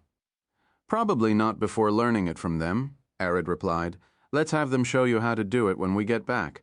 I'm not letting your maid step on me. She stared at him with a smile. How about I step on you, then? He stared at her. I would love that, she giggled, but I would probably die. She tilted her head. How about you lay on my back instead of stepping on it? You wizard, Amber glared at her. That isn't a massage, Arad sighed. Well, can I get a hug at least? Merlin looked at him with a grin. Why not? Arad replied, opening his arms with a large half-cooked tentacle dangling from his mouth. Finish eating first, Merlin replied. But it's been on my mind, but how are you eating his much? I always eat a lot, he replied. You eat a lot? Here, she stared at him. Ah, Arad paused. You're right. He opened his palm, focusing on it, but nothing appeared. I still don't have access to my stomach, but I can eat a lot, so the food is making its way there. Arad giggled, sticking 2 fingers down his throat. What are you doing? Amber screamed. Are you insane? Gay, gay, gay. Arad gagged, puking a small chunk of metal. The 2 of them flinched, staring at the thing with crazed smiles on their faces. What's that? Amber asked. Arad giggled, lifting the knife.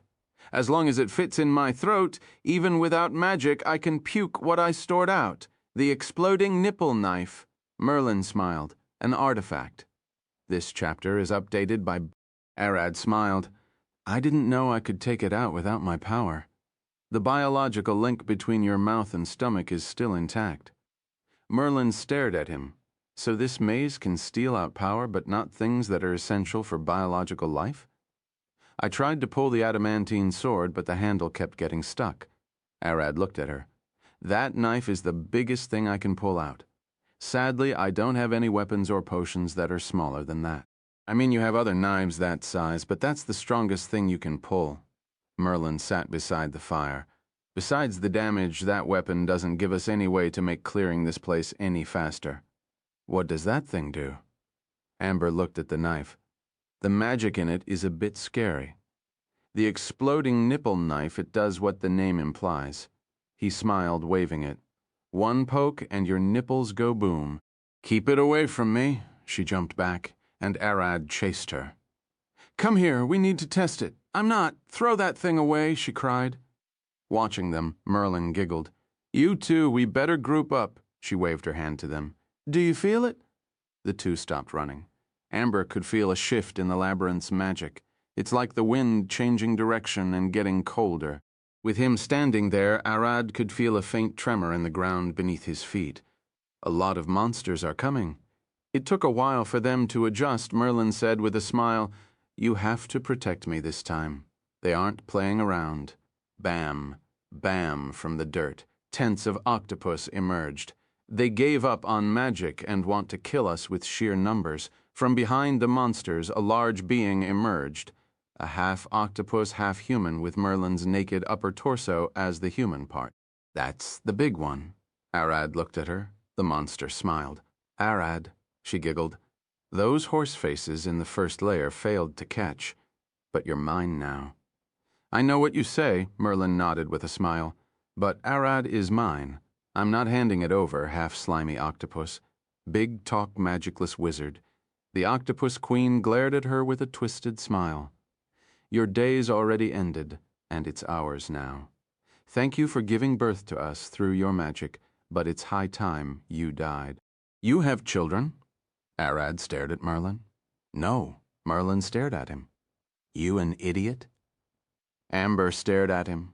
She mean that they were created from Merlin's magic, not literally her children's. Swash, a tentacle emerged from the dirt beside Arad, trying to snatch the knife from his hand. Arad dodged the attack, landing in front of Amber and Merlin. He looked at the octopus queen with a smile.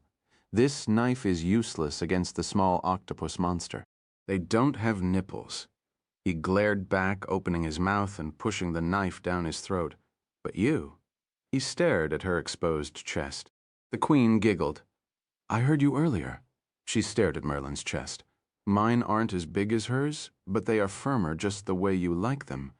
She squeezed her chest. Come here to me. Leave those milk bags to rot there. Arad smiled. Joke's on you. He spun the quarterstaff, taking a stance. I like milk as well. The queen's face twisted as she growled, Choose one, Bam.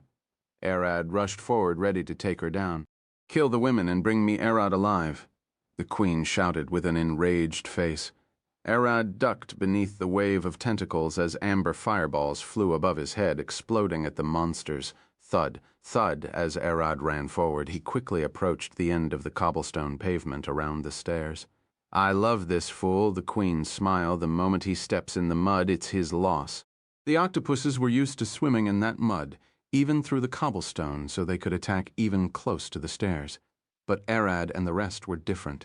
A human would get stuck and slowly drown until their death, not to mention the octopuses waiting to attack. Come at me, my minions would catch for me. Then I can kill those two bitches as slowly as I want. She smiled. Arad's right foot approached the mud surface, and the queen's smile couldn't be bigger. This is it. Arad is mine forever. Ding, Arad's foot landed on a crystal barrier. What? The queen gasped. The octopus that survived Amber's blast turned to catch Arad, but their tentacles got burned by his jet, and approaching from behind him was almost impossible. Splat. From the mud, a slightly larger octopus emerged ahead of Arad, trying to use its size to block his path. Arad pointed his quarterstaff to the left, blasting himself to the right in the blink of an eye and evading the octopus's tentacles at the last moment. At the same time, he swung his left hand with a smile. Slap. His hand slapped one of the octopus's tentacles. The tentacles spiked, freezing straight as their colors shifted rapidly. A pained screech escaped the monster as its eyes popped with blood. An octopus's boneless body is controlled entirely by nerves and muscles. Their brains spread all the way to their tentacles, augmenting their sense of pain to an insane degree due to the sheer number of their nerves. This had made them exceptionally susceptible to pain, and Arad's slaps delivered that and more. One slap and they would die from agony alone. Slap, slap, slap, slap, slap, slap, slap. Merlin smiled in the back. A dragon is a dragon. You can steal all of his power and he would still find a way to make you regret fighting him. As the octopus died of agony everywhere, Arad jumped over them, glaring down at the queen. You said your chest is firmer than Merlin? He glared down with glowing red eyes. Let me slap them to see if that's true. This chapter is updated by https://leave SRAL Chi Chapter 552 Bam Bay Bam Chapter 552 Bam Bay Bam Swash. Arad flew over the octopuses, glaring down at their queen with glowing red eyes. Stay away from me, she cried, diving into the mud. Arad landed and kept gliding across the dirt, quickly shifting his attention to the other octopuses. Slap, slap, slap. I can't keep this up. I will soon run out of mana. I need a plan to drag her out. Arad, come back here, Amber shouted, glaring at him from the distance. Don't remain there for long. I can't support you well. I'm coming back. He stared back at her. She was right. The further he went into the woods, the more trees got between him and her, making it harder to aim. No, wait, Arad thought. If I can pull the knife from my stomach, won't that mean I should be able to eat from my stomach? Swash. He slid between the octopuses, slapping them one after the other. I'm running out of mana rapidly. I should give it a try. He tried, but couldn't absorb anything. The action of taking things out is similar to puking, so he can do it. But to drink a potion, he has to open it first inside his stomach, which he can't do without access to his void. Thud, Arad landed in front of Amber, his quarterstaff smoking. You insane idiot, get back here and fight properly. I need someone to protect me while casting spells, she cried, pointing her staff at an octopus. Fireball kaboom. From the mud, the queen popped her head out with a smile. My children, he's almost out of mana. Rush them. If he falls, it's our win. Merlin stared at Arad, and the queen was right. He barely has 10% of his mana left. Let's retreat into the stairs. They can't follow us there, Merlin said, looking back. Gehe, Arad giggled, a long smile on his face. Everyone froze, staring at him. Bwahahaha, he burst, laughing. Me out of mana? Do you know who you're dealing with? He lifted his right fist, dropping it on his chest. Huh. Amber stared at him, pounding his chest like a gorilla. What is he doing? Merlin gasped, and Amber pointed her quarterstaff at the octopuses. Arad, stop messing around, and let's retreat. Without your power, we can't beat them in a battle of attrition. Bam, bam, bam, bam, ba-bam, ba-bam. Ba-bam. Bam, bam, bam, bam, bam. Wait! Merlin gasped. This tune, the Drums of War written by Princess Isdis, did he learn a bard spell? No, I sense no magic from his actions. Gak! Arad gasped, trying to pull a potion out of his stomach. He can start that action, but the potion always gets stuck. Its neck is smaller than the body, causing it to be unable to pass through its esophagus. Hee! Arad giggled, hitting his chest as hard as he could. The potion tried to get up, its neck stuck inside his esophagus, and with each hit, Arad increased the strength. Restrain his arms. Don't let him keep this going. The queen shouted, sensing that Arad was about to do something dangerous. Bam, bam, bam, bam, bam, bam, bam, bam, bam, crack!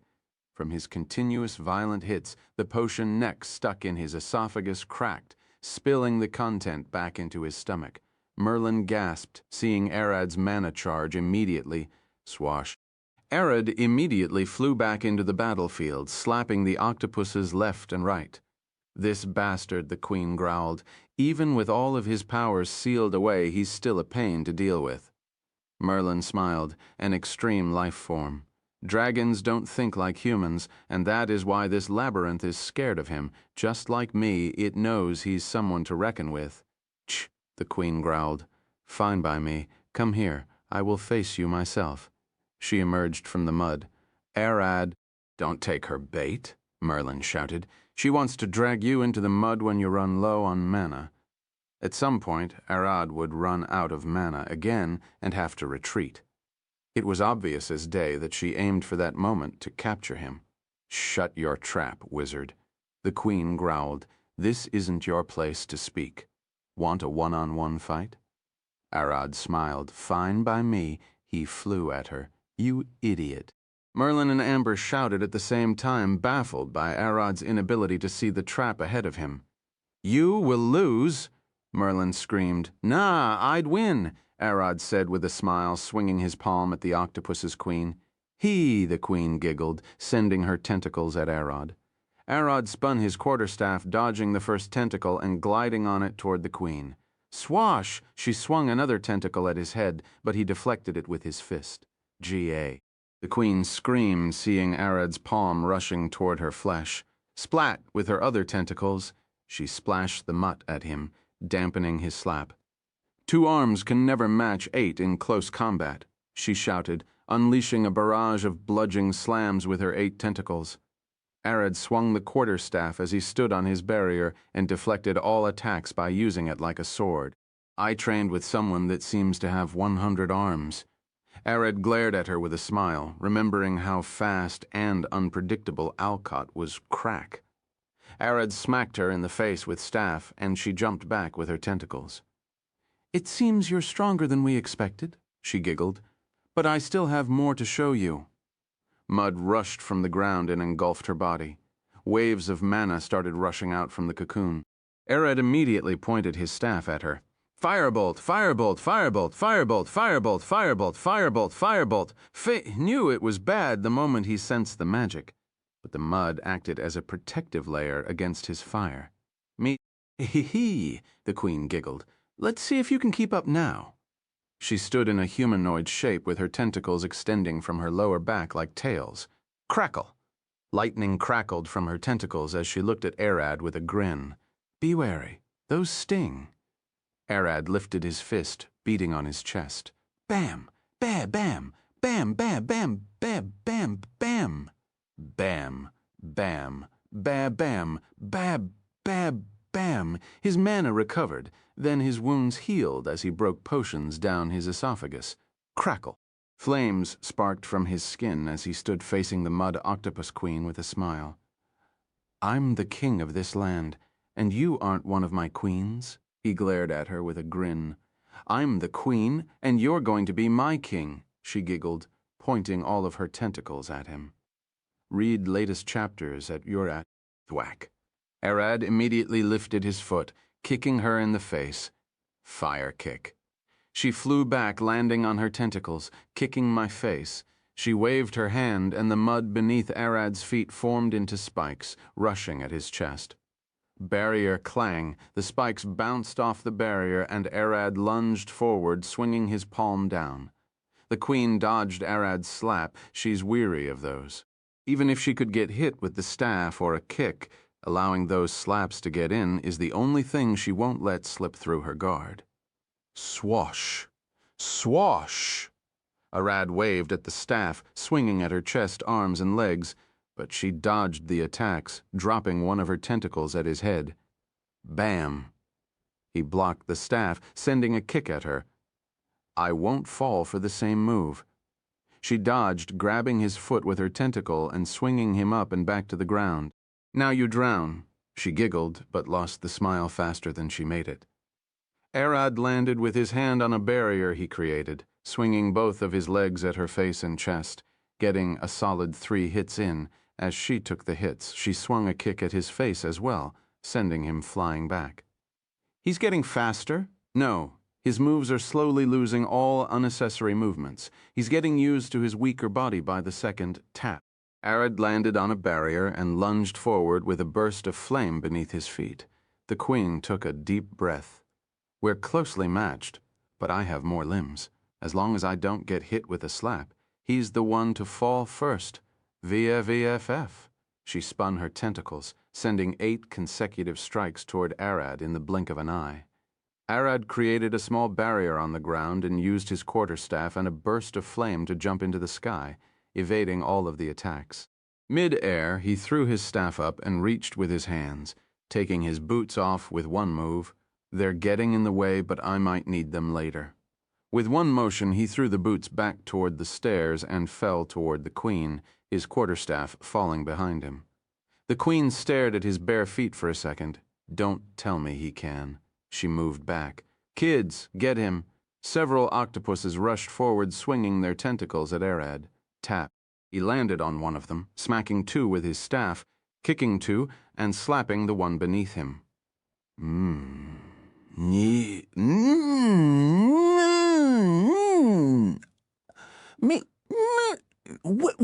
I totally thought he would be able to use those slaps with his feet, but am I wrong? She stared at Arad's eyes. No, he's baiting me. He certainly can slap with his feet. Splat! More octopuses emerged from the mud, rushing toward Arad to overpower him with numbers. Swash! Arad stepped sideways, extending 1 foot forward, and with his arms twisted one up and one down. His head tilted back to avoid a tentacle as he delivered 2 slaps. As his quarterstaff approached the ground, he pulled his body back with his foot and grabbed it, lunging toward the queen immediately. This man is a monster, the queen thought. Why are you so hard to deal with even without your power? Merlin, who watched from the back, smiled. His moves are clunky and ungraceful, but those pertinently belong to Dalla. He's both weaker and slower than the queen. She can rush him with sheer strength and hit him with a stab to the torso, but she would get slapped more than once. That would kill both of them.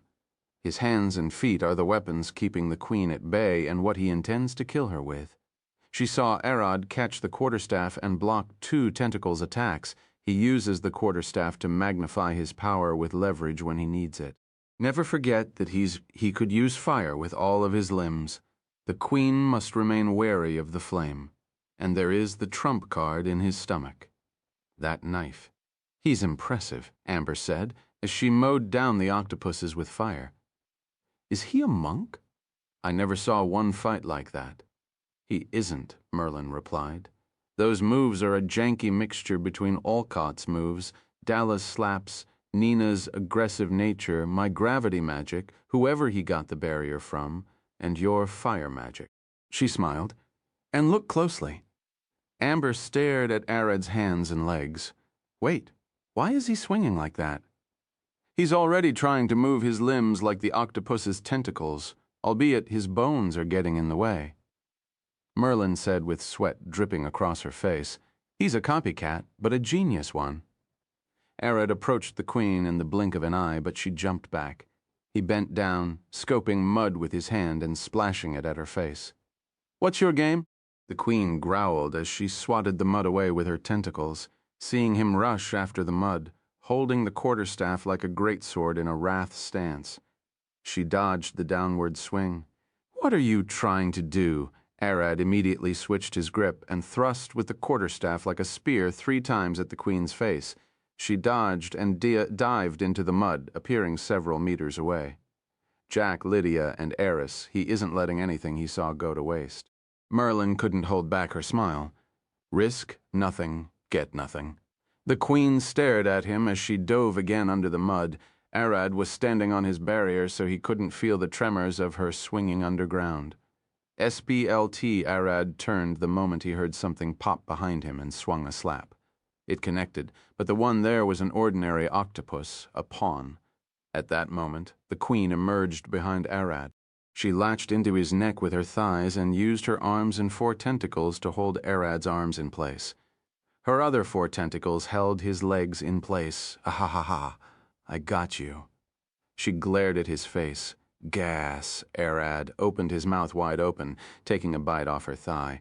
A-W-W-W-W-W-A-W-W-W-W, she screamed.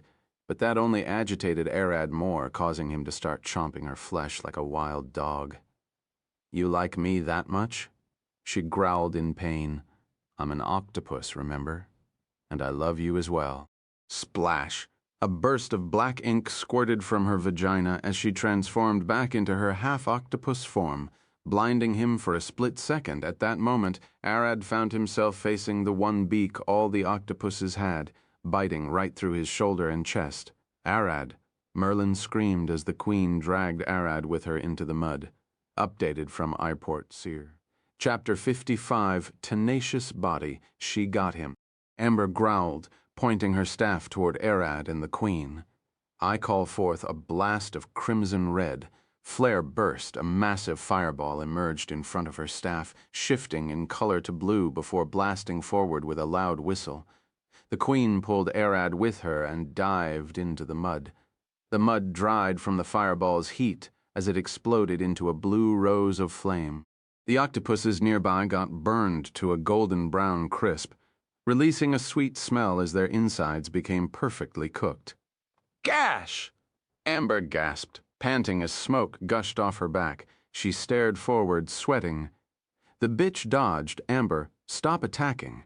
Merlin looked at her. I still have mana.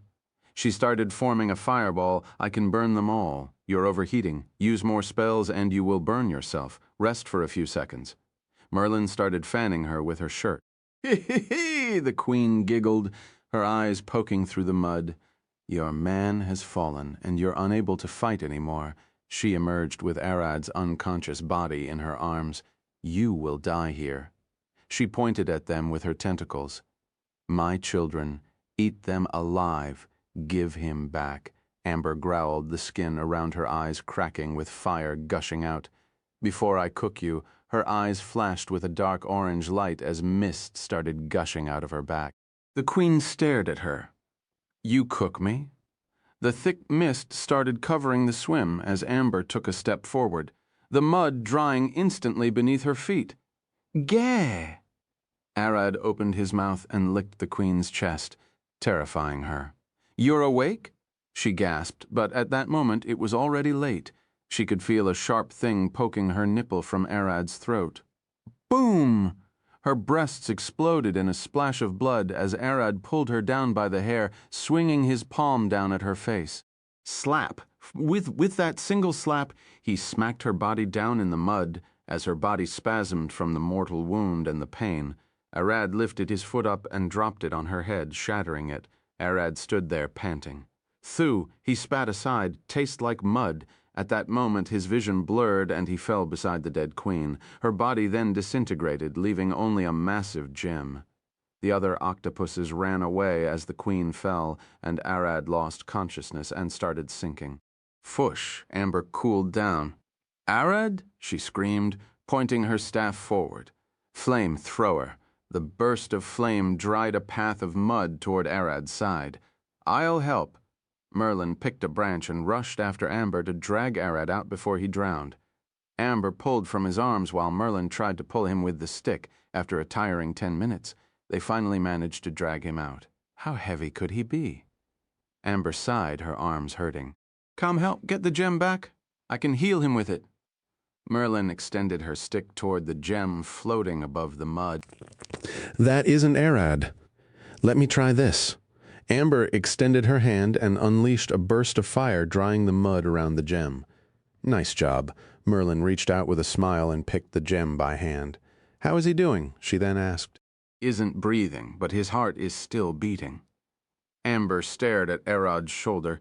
She took a chunk of his collarbone, ribs, and left lung. He would bleed to death if we don't do anything. She took a deep breath and stood at Arad's head. Healing him would take a while.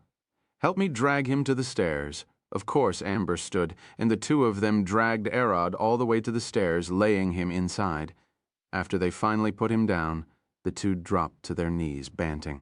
Arad, who stood tall at 2 4 15 meters, weighed almost over 200 kilograms in pure muscles and bones. My back, Amber cried. I might have broken it. We can heal that later, Merlin gasped, putting the gem on Arad's chest as she started drawing the magic inside it with her mouth open as she panted. Amber leaned on the wall, took her large wizard hat off, and started fanning Merlin. She knew that the combined exhaustion of carrying Arad and using magic wouldn't be easy to handle. After a minute, Arad's wounds closed enough for him to stop bleeding. Good, the gem would last, but we might need more. Amber opened the stairs door and approached Merlin with a handful of gems. I picked all those octopuses dropped. She showed them to Merlin. Put them on his chest. Merlin smiled. Now start blowing in his mouth. We need him to start breathing as soon as possible. You do it, Amber cried. I can't. I'm casting magic. Merlin stared at her with a red face. If I could, I would have already done it. Amber stared at Arad's face. His heart didn't stop beating. Are you sure he won't just start breathing? Amber gulped down and approached Arad's face. Don't blame me later. As their noses almost touched, Arad's eyes opened up, and he took a casual breath as his mind started working again. His eyes quickly stared at Amber's eyes, her lip almost touching his. Your breath reeks of beer. Amber's face burned red as she growled, going for it anyway. But before their lips could even touch, Arad's eyes rolled back as he coughed blood on her face, falling unconscious again. A bone shard remained in his lung, and he's now bleeding there. He's drowning in his own blood. Merlin gasped, focusing more on healing him. Amber wiped the dots of blood from her face and stared at Merlin. Aren't you supposed to be an archmage? I'm not a healer. Merlin cried. Amber sighed, taking a seat. Be careful with him.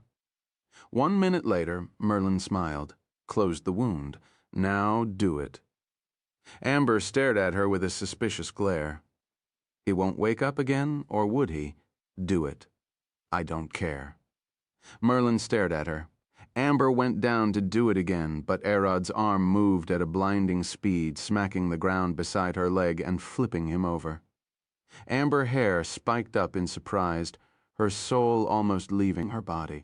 Arad coughed all the blood in his lungs on the ground, then swung his fist at his chest, breaking a healing potion down his esophagus to fully heal. Arad, Merlin gasped, approaching him. I'm fine, don't worry, he replied, taking a deep breath.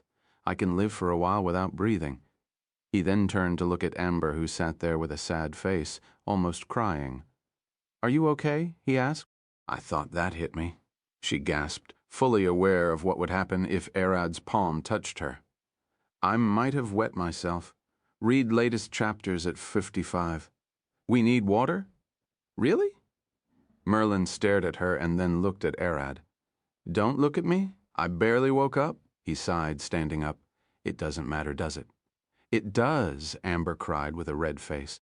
Let her be for now, Merlin stood beside him. We need to figure a way to get water, and I have a plan. Really? There's only mud and trees outside. Arad looked at the door. Mud has water in it, Merlin smiled. I need your fire, Amber, and your barrier, and then looked at Arad. You can make water? Amber stared at her. Of course. We would have needed it sooner or later. Merlin smiled. Follow me. She walked outside and looked at the endless mud covering this lair with a grin. Arad, can you create 2 barriers? No, I can only make 1 at a time with my current self, he replied. I see. How big can you make it? Arad extended his hand and created a massive sphere big enough to fit 3 people inside. This is the best I can do, as expected, Merlin smiled. You're impressive. This isn't much. I can do far more with my power, he replied with a passive face. We wouldn't be stuck here in the first place if you still had them, she pointed at the ground. You learned the spell, now I will teach you how to use it. What should I do? Arad extended his hand, canceling the barrier sphere and preparing to cast it again. Merlin, what should I do? Amber looked at them. I need your fire after Arad gets his barrier ready. For now, wait a bit, Merlin replied before turning back to Arad. You can't cast magic inside other living beings as their mana blocks the way, but you can cast it inside the ground. Merlin pointed down. Cast the same barrier sphere but with half of it going underground. Arad looked at the ground. Barrier magic done isn't that different from a normal cast. He looked at Merlin. Of course, with barrier magic, all spells are the same. The only difference is the location of the cast and the shape, which are set to custom by default. The book said that if I can't imagine the shape or location, I could just shout the name in a chant. Would that work? Arad looked at her. Of course, but consume more mana and alert your enemies to what you're about to make, so don't do it unless you can't imagine the shape. I see. Arad looked at his barrier. We got this now, then what? We need to lift it up, to dig a hole. She tapped the sphere. But it should have tens of kilos of dirt and cobblestone. Good luck, our only man. Merlin gave him a thumbs up. I'm going to slap you, Arad glared at her. I'm joking, I'm joking. Merlin waved her hands with a worried face. I will get a long branch to get it out. Wait a bit. She then ran toward the trees with a deep sigh. Arad looked at the barrier. It wouldn't be a problem if he had his draconic powers, but even with gravity magic, trying to lift this is almost impossible. Amber looked at him. From everything till now, I won't find it strange if you can do anything. Arad looked at her, seeing her stand about 6 meters 20 feet away from him. Why are you standing all the way there? Don't worry about it, Merlin growled. Arad touched the barrier. It's smooth with nothing to grab on, never mentioning it's half of a sphere and low on the ground. I can't get a solid grip or a stance, not to mention the weight.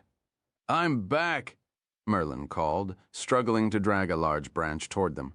Arad, don't just stand there. Come help me. Arad sighed, heading toward her. You know that Ayala could have moved that with ease. She's an archer, right? And I'm a wizard. Merlin stared at him. Don't compare us with physical strength here. You're the only one having it. But I'm a mere sorcerer now. I don't have my draconic strength, he thought, forgetting that his humanoid build was far stronger and larger than most people. But he's a sorcerer, Amber thought. But he stands taller than most doors, and his arms are almost thicker than my thighs. Yor pulled the long branch toward the barrier and stuck it at the side. Amber, come here and help me pull this down. Merlin waved her hand. I'm coming, Arad. Where we lift it up a bit. Pull it out if you can. Merlin looked at him with a smile. If I can't. Then we try the long method by digging slowly, she replied. Merlin and Amber grabbed into the side of the branch and pulled it down, lifting the barrier a bit. Arad immediately inserted his hand beneath and lifted it up. As the barrier got out of the hole, Arad rolled it away and disabled the magic, dropping the pile of dirt on the ground. Now that we dug a hole, what else? He looked around, put mud inside. No, line the outer walls of the hole with stone and make sure to fill all the gaps. Merlin took her shirt off and put it away. We're going to get dirty. It's better to work like this, she smiled. What are you doing? Amber glared at her. Getting ready to work, she tied her hair above her head in a knot. Arad is here? He's arid, so I don't mind. And what about your hair? That won't open up ever again. You would have to cut it. I won't, no matter how jumbled it gets. I can always open it up with a spell when we get out. She started picking up cobblestones. Arid, let's start working. After half an hour, the two had finished lining the hole with stones. Amber, get ready, Merlin pointed at her. Arad, create a long surface with the barrier magic from the dirt to this hole and inclined it a bit, like this. She drew it on the ground with her finger. Got it. Arad extended his hands and created the barrier. Amber, heat the mud beneath the end of the barrier so it dries up, she pointed. Amber pointed her staff at the mud and blasted it with fire. The water inside evaporated and rose up, hitting Arad's barrier and condensation before it dripped all the way to the hole they made. And myself. Merlin picked up a small stick and rushed to shovel more dirt in place of the dried one. I will help as well. Arad could still move with the barrier active, so he started shoveling with her. After a lot of hard work, they got a large hole full of clear water. It's not much, but better than nothing. Merlin smiled. I know you're exhausted, but can you make a bucket for Amber to use? Of course. Arad created a handless buck with a barrier magic and handed it to Amber. Thank you. She stared at the bucket. The water tastes weird, Arad said as he took a sip. Of course, this is pure water extracted from the mud with magic. The water you usually drink gets contaminated with the earth it comes from and the barrels we store it in. Merlin looked at him with a smile. That explains why water can taste slightly different from one spring to another. You sure know a lot. Arad stared at her. It's just a theory the mages of the tower came with, she replied with a smile. The mages' tower, Arad sighed. They sure know a lot. Merlin looked at his face for a second. Arad, she jumped to sit on his lap. Can you untangle my hair? You're naked. He stared at her.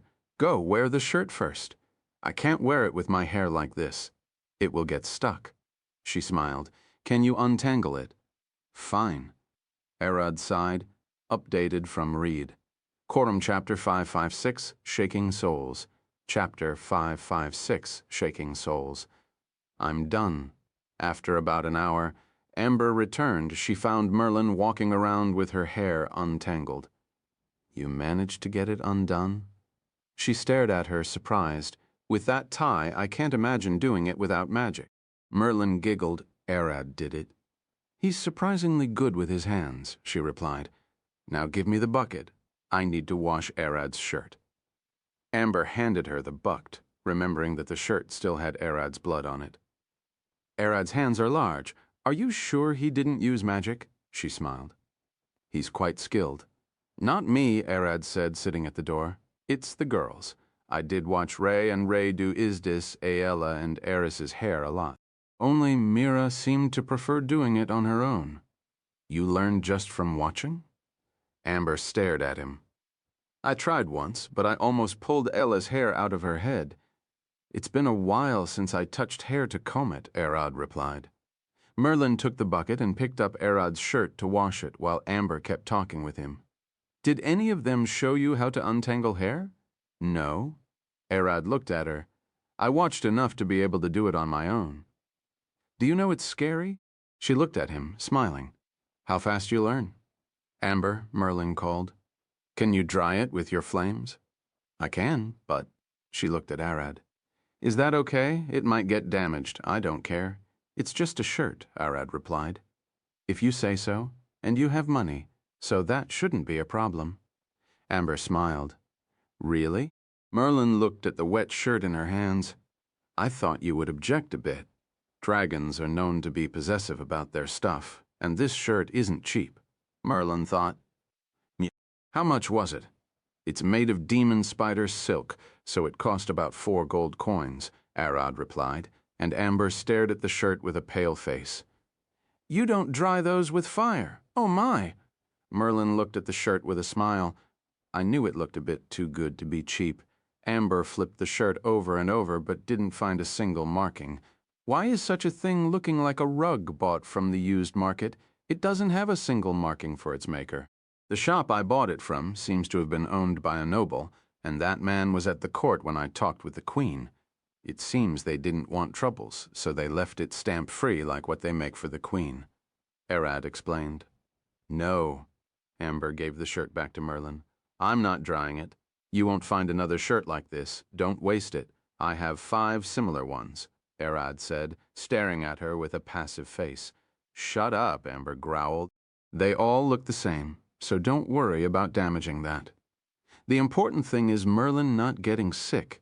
Arad approached them. Dry it so we can search for the stairs to the 3rd layer. Amber stared at him. Fine, it's your money. She took the shirt back from Merlin's hands to dry it. As Amber dried the shirt, Merlin approached Arad. Do you wear those all the time? I don't know, Arad replied. The girls pick my clothes most of the time. When takes a batch or wants to change, he usually asks them to bring his clothes, and he wears whatever they brought him. After drying the shirt, packing some octopus meat, and making sure they were hydrated well, they headed out in search of the stairs. Amber and Arad walked at the front as she dried a path for them with her flame.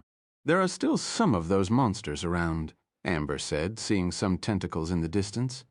Now that their queen got killed, they are too afraid to attack us, Merlin replied. Don't worry about them. They are monsters. Can we trust that to remain the case? No. So we should hurry, Arad looked at them. I'm keeping watch, so don't worry about an attack. Arad, look there. Merlin pointed behind the tree's branches. I can see something. A stone building? I can't see it well, Amber. Let's go there and check it out, Arad said. Of course, she started changing direction, drawing a path toward the stone structure. Arad and Merlin saw, after the trees there existed a large platform. This time with no tower but one small stage in the middle, a large red ball floating with an ominous aura oozing out. That thing, Arad said, it doesn't look safe. Merlin squinted her eyes, trying to recognize the thing. I don't know what that is, but I don't see a tower, so we should probably ignore it, she said. You're right, Amber said, as she was about to start building a path in another direction. How sad. A deep voice boomed from the red ball. To think Mistress forgotten me. No, she won't recognize me like this. It turned sad. The red ball started spinning rapidly, shaking the air as it turned into an oval shape. This voice, Merlin gasped. Let's run. Amber didn't need to hear more and started drying mud as fast as she could. Arad looked back at the spinning ball. It stopped, looking like 2 red wings covering something. It's alive, he said. What are you doing? Merlin stared at him. Ignore him. Let's run, she growled at him. Running won't help, mistress. The wings slowly opened up, and one red glowing eye glared at them. The stairs won't appear until I'm defeated. As the wings opened, a tall, slender man with red skin, 2 long horns, massive red bat-like wings, a long, leathery black tail, and long claws stared at them. This thing? Arad growled. A devil, yes. The devil opened his arms. Mistress tricked me in a deal several years ago, and with it I became her lab rat. He waved his hands, taking a gentle bow. Aloris batan ver diante gitan, at your service. He smiled. Arad, you know devils. He's lying about the stairs. Let's go, Merlin growled. Devils do not lie. Aloris flicked his fingers, and the stairs appeared behind, then quickly disappeared. For using me as a power source for your spells for years. He looked at Merlin. It's high time I got paid. Your soul would be mine. He pointed his finger at her, and a long chain appeared between his hand and Merlin's neck. Clack. Merlin gasped as she saw the collar around her neck. Now come. I can leave this accursed place with your power. Clang. Aloris blinked as Arad grabbed the chain with his hand. Who are you? The devil asked. Clang. Arad suddenly pulled the chain, dropping Aloris on his face and taking it from him. You bastard! The devil growled as Arad approached him. Arad bent down and grabbed Aloris by the horns, lifting him up. Who are you taking? Tap! Aloris touched Arad's chest. Curse of chains. Soul slave. The devil's magic seeped into Arad's body, seeing his soul. The moment he got closer, everything turned back before his eyes, followed by a single pink flash. What's going outside? Why can't I sense Arad? Doma asked, sitting on a chair in the middle of the sky and staring down at Aloris. Where? Aloris gasped, but the skin on his left arm started peeling and his bones cracked. The hairs from his head pierced his skull and came out of his left eye. Who gave you permission to ask questions? Doma glared down at him. Answer, devil, I crackle, his leg's gut crushed, turning into a mush.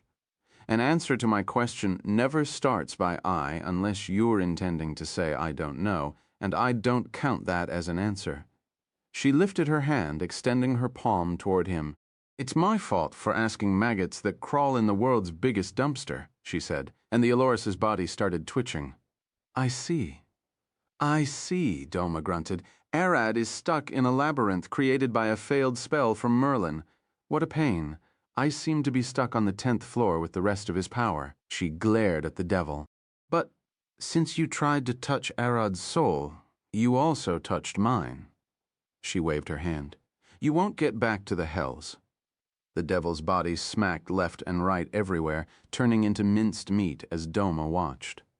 Outside, Aloris stood still as Arad lifted him by the horns. His eyes went white as he stared forward with a lifeless stare. Crack! Arad kicked him in the guts, sending him flying back and breaking his horns. What? Merlin gasped as her chain shattered. This can't be. She looked as Aloris's corpse started disintegrating.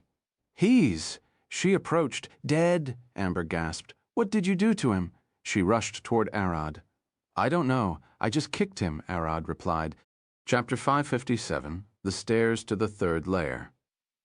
I Arad 557, The Stairs to the Third Layer, Arad stared at the stairs in silence. Here they are. He's really dead, more than dead. His soul was destroyed, Merlin said. I don't know what happened to him, but it was a stroke of good luck. Luck.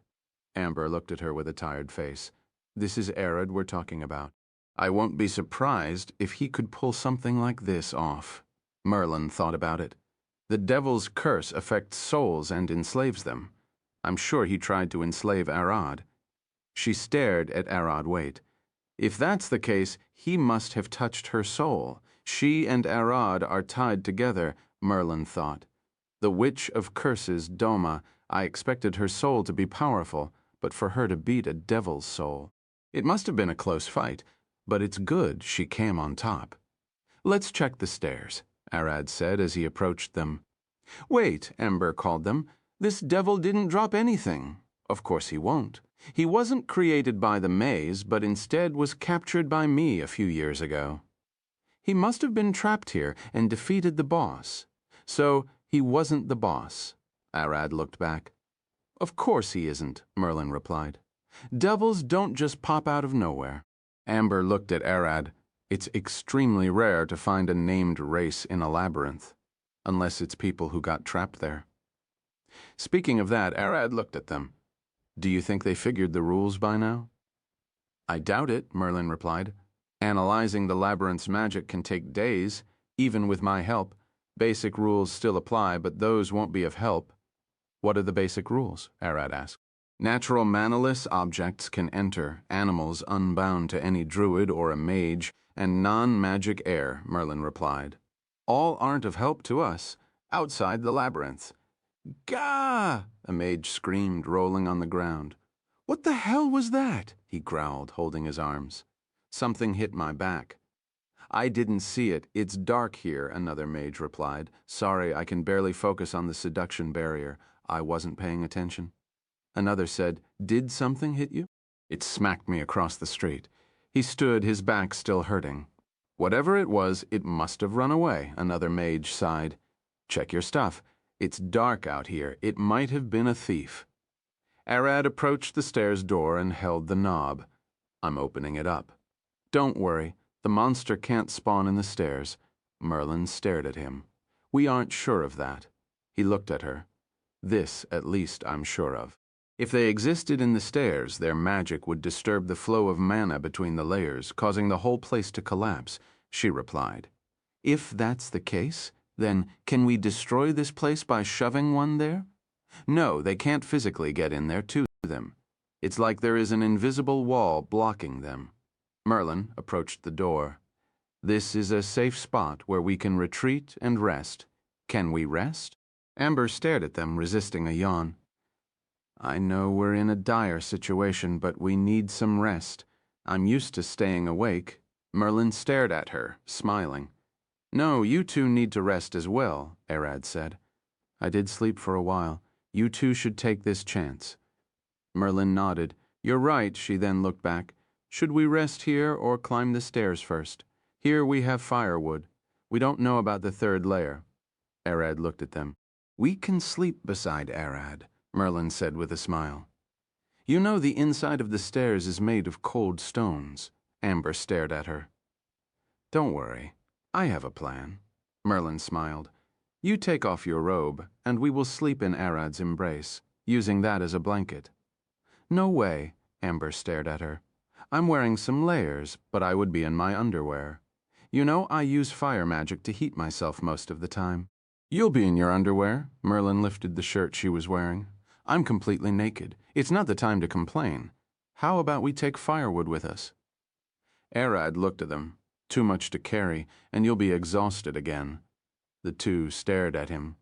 We either sleep here or risk the cold upstairs. We aren't risking the cold, Merlin looked at Amber. You're just risking sleeping in your underwear in Arad's lap. That's a risk, and we don't even know. It might be an ice layer. Amber glared at her. Merlin lifted one finger trying to say something, but she stopped for a moment. See, we can't risk it. No, we can, Merlin smiled. Amber, can't we teach Arad how to control fire magic better? It will take time, Amber looked at him. It's not worth it now. We have to survive with what we have. It's a safe space, isn't it? Arad looked at them. I'll carry the wood. We can then all sleep up there. Is there even a need to go? Can't we just rest here beforehand? Depending on the nature of the layer, we might need to prepare.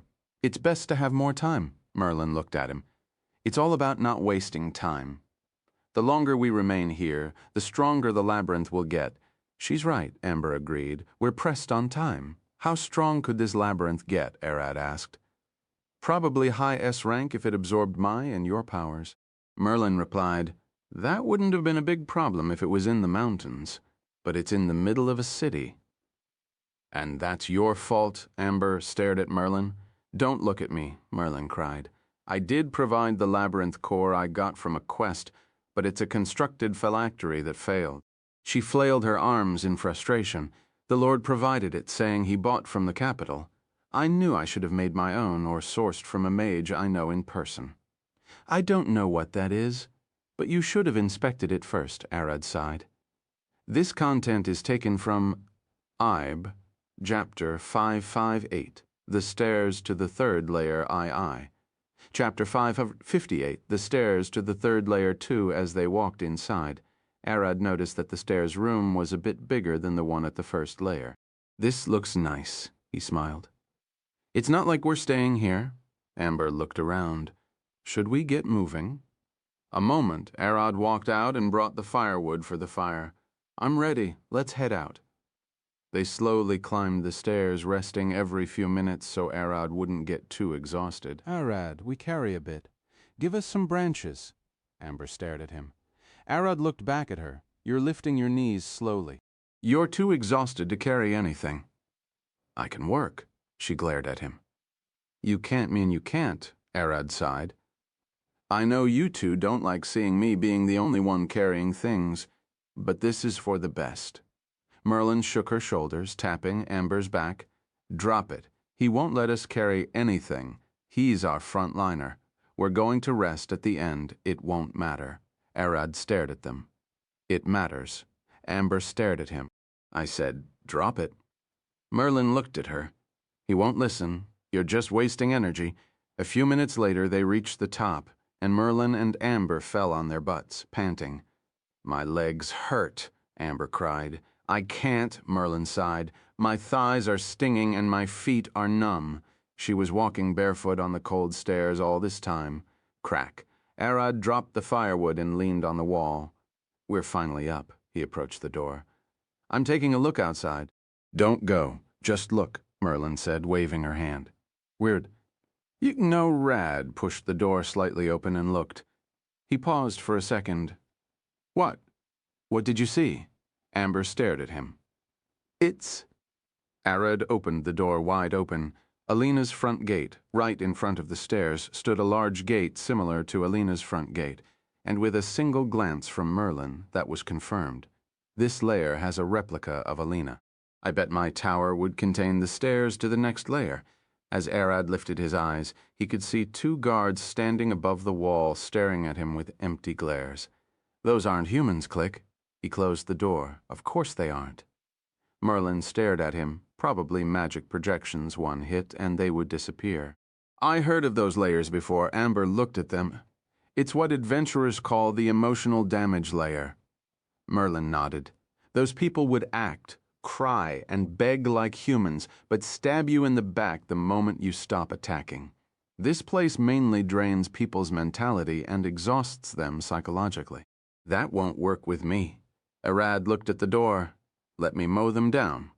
Don't say that. Amber stared at him. Their cries would get into your head.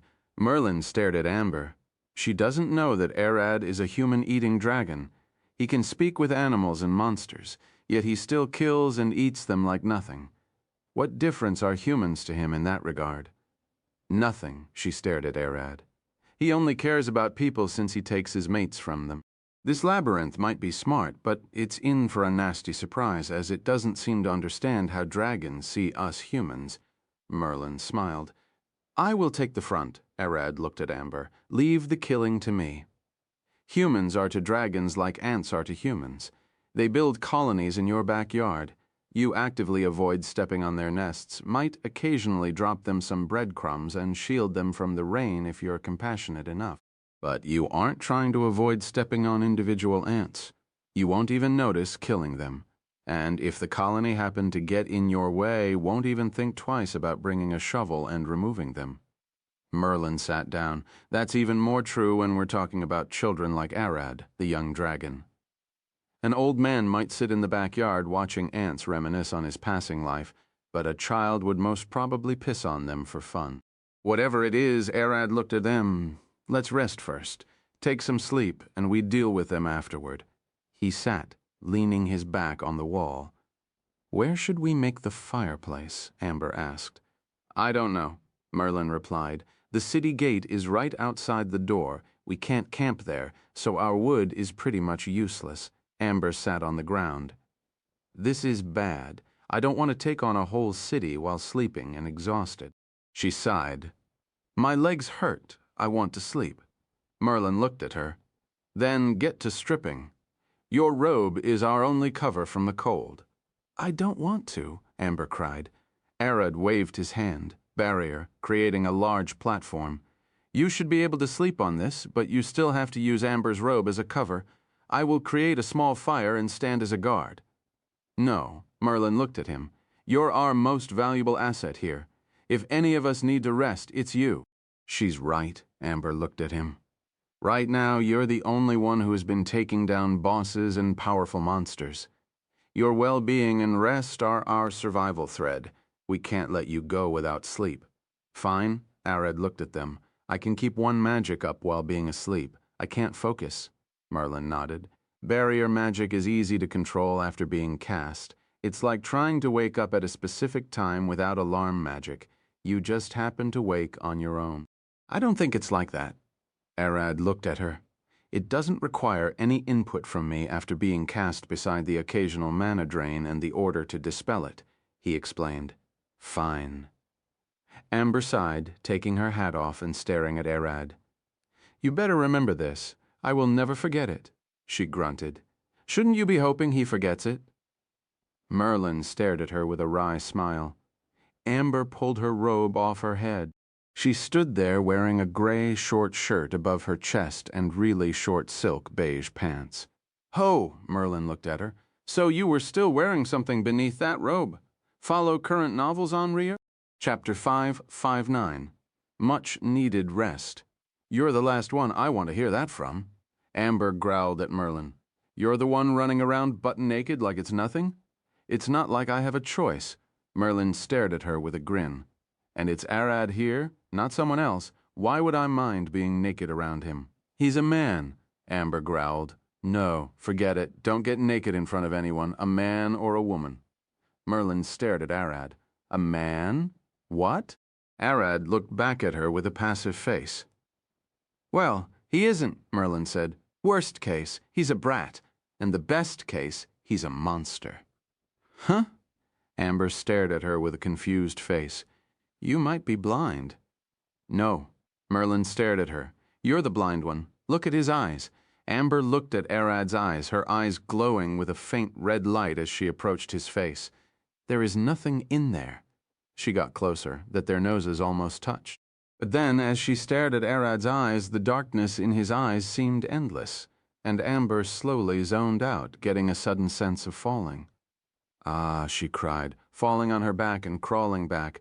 What was that? She stared at Merlin. What do you think it is? Merlin stared at her with an exhausted face. Let's sleep. If you didn't realize it on your own, you aren't that much better than the average mage. I mean, Amber looked at her. I know that was the magic of a dragon, but he's a draconic bloodline sorcerer. What I don't understand is what is strange about that. Merlin waved her hand, yawning. Just come here and let us sleep. He doesn't have his draconic powers now, so sensing it is hard. His draconic nature won't feel any different than a normal sorcerer. Merlin crawled above Arad, resting her head on his chest and closing her eyes. Fine. Amber did the same, lying on Arad's chest, then pulled her robe over them. Arad extended his hand out. I hate this human body. His eyes slowly closed. It's too weak, too frail, too slow, and get exhausted easily. Back on the first layer, the monsters there looked around. Something entered the maze, one of them said, turning to the side. Crack. Her body got sent flying, spinning in the air with her bones broken as a large shadow rushed across the field at an incredible speed. Stop it! Another monster shouted as she rushed toward the being, but it only took one ram from her to fall to the ground and then get trampled. The boss would stop him, another shouted. You idiot, it didn't respawn yet. That thing would slip right to the second layer, another replied. Arad opened his eyes, seeing only darkness ahead of him. Something heavy rests on his face. Get off me, he growled.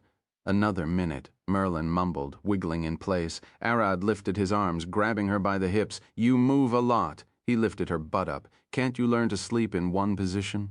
Ha ha ha, Merlin mumbled, half asleep, half awake. I said, wake up. She shook her, and she woke up. What's going on? As she looked down, she saw Arad lifting her butt over his face. What are you doing? That's my question. You started hitting me with your elbow, then ended up turning around and laying at my face. Are you an hour finger thing or something?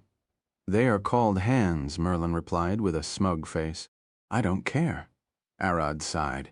You move a lot in your sleep, she sighed. Sorry, in my tower I have 4 king-sized beds sat beside each other in a square and filled with pillows and blankets. I usually sleep there alone, like it's a nest. I see. Arad looked at her. You're seeing too much. She looked back at him. Mind putting me down? I'm thinking about it. What do you mean by that? She gasped. Arad gently put her down, and she sighed. Thanks, she said with a tired face. How much time has passed? I don't know, but I would say not more than 2 hours, Arad replied. How do you know?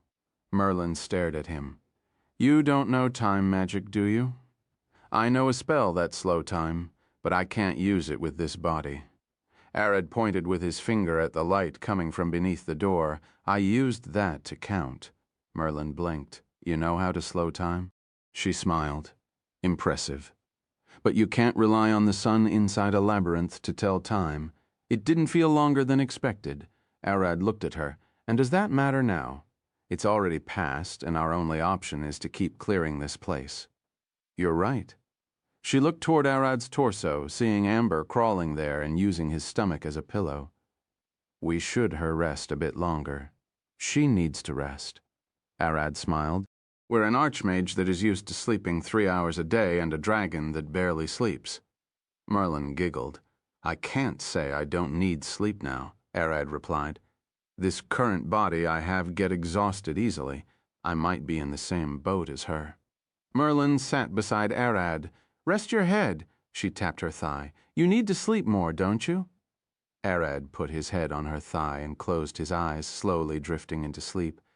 I was watching as you fought that Tarask. She combed his hair with her fingers. Your power is growing faster than anyone I've seen in my life. I'm sure you will clear this labyrinth and more in the future. You spy a lot on me, he mumbled.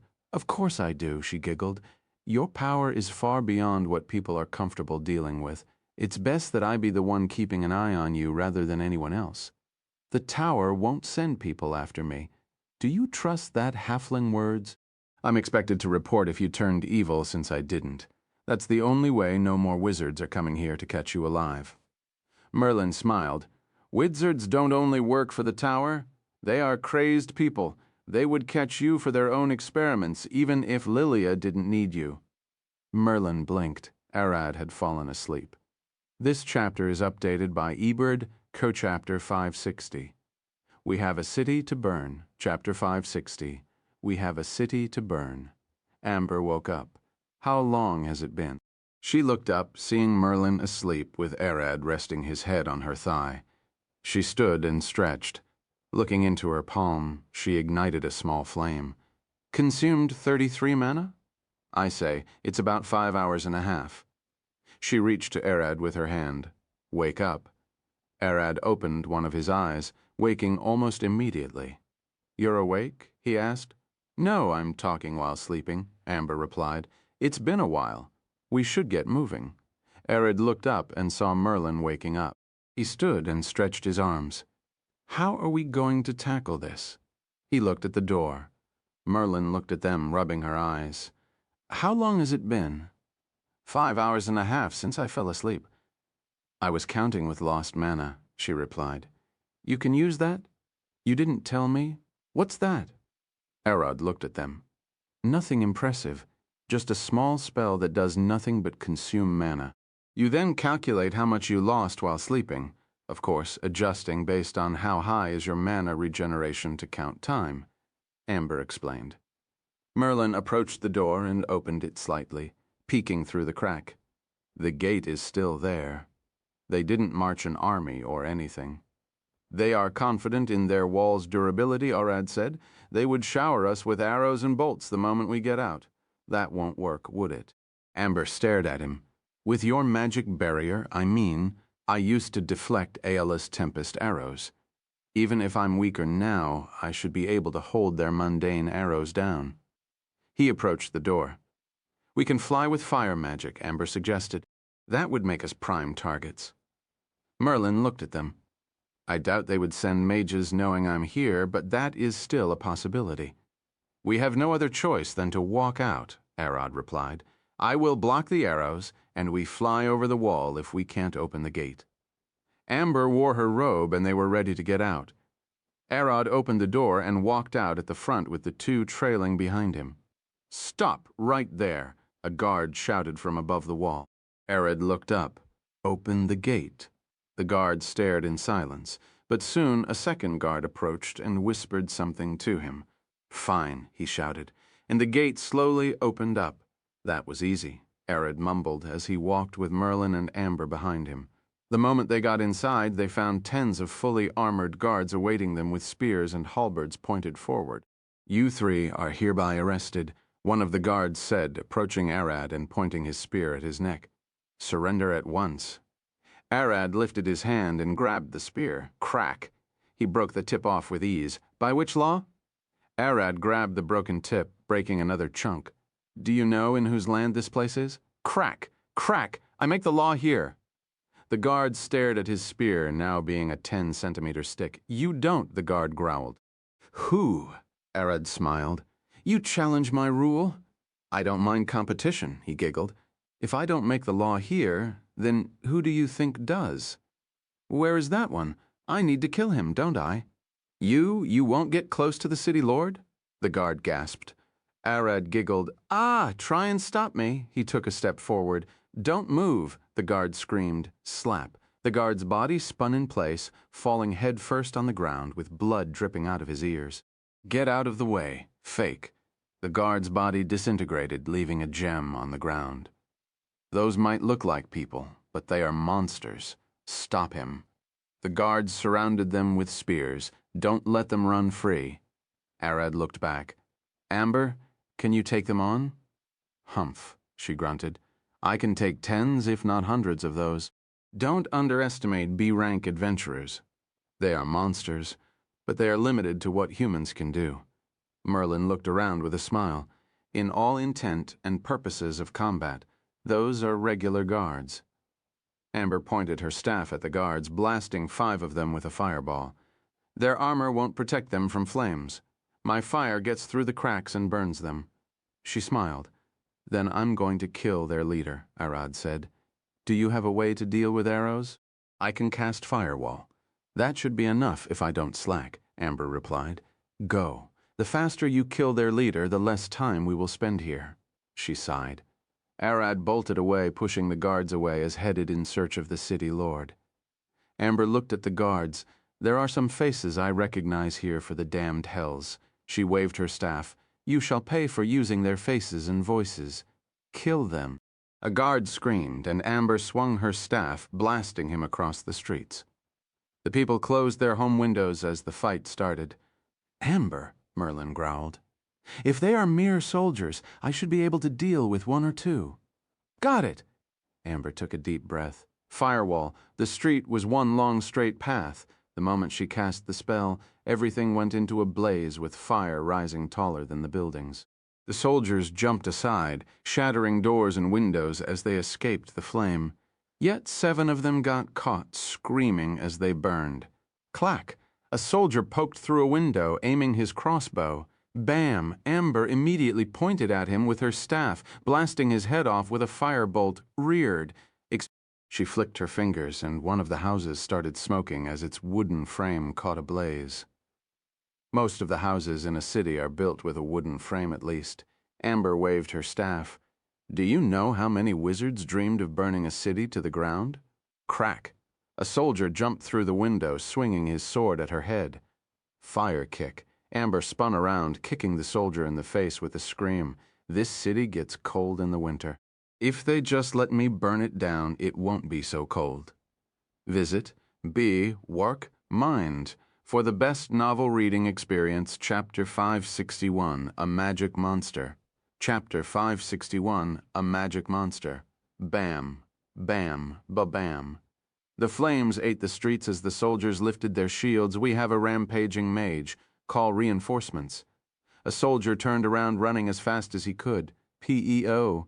A firebolt shattered his head the moment he walked away from the soldiers. Who said you can run away? Amber stared at them, smiling. You can't face a mage without magic. How about you give up and cast spells? They growled, grinding their teeth as they hid behind the shields. That woman is behind you. Their gazes shifted toward Merlin. Any magic they cast would be taken by her and morphed into their loss. 10 of you distract her. White, we send someone to kill Merlin. The soldier's captain whispered. A soldier snuck into one of the houses, finding a family sitting inside. We have to take Merlin down, he said. I can kill her, a little girl replied. Humans are stupid. They are bound to hesitate. You're right, the soldier nodded, looking at the parents. Get her as close as you can without being detected, and give her a knife, a small one that she can hide. The father stared at him. She's bound to be destroyed. We need a second plan. You're right, the little girl looked at them. You soldiers are wearing armor. They notice you by noise. We need someone silent.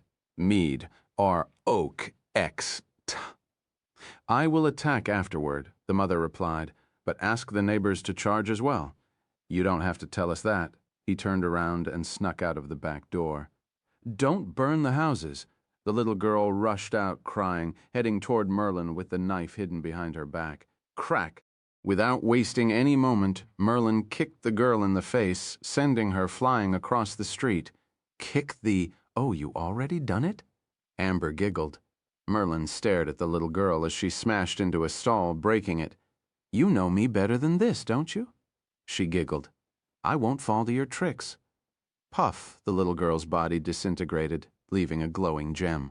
The mother jumped out the window, swinging a knife at Merlin's back as the people looked out of their windows, throwing utensils at Amber. Merlin spun in place, catching the mother's hand, twisting her shoulder and breaking it before dropping her to the ground.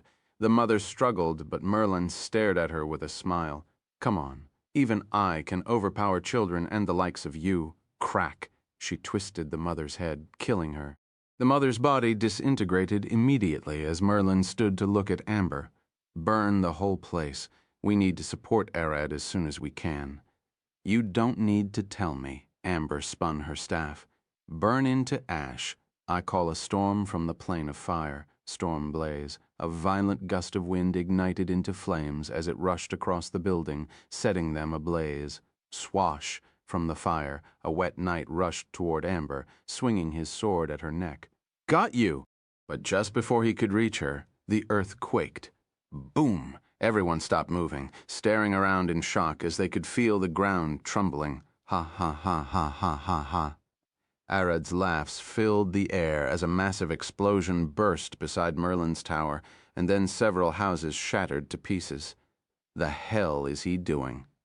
Amber gasped Bam. A nearby house exploded as something smashed into it at high speed. It was the fake city lord and the ruler of the city mobs. He coughed blood as a fake Merlin landed beside him. Are you okay? She screamed. She was the guardian of the stairs to the next layer. Thud, Arad landed on the building in front of them with a smile.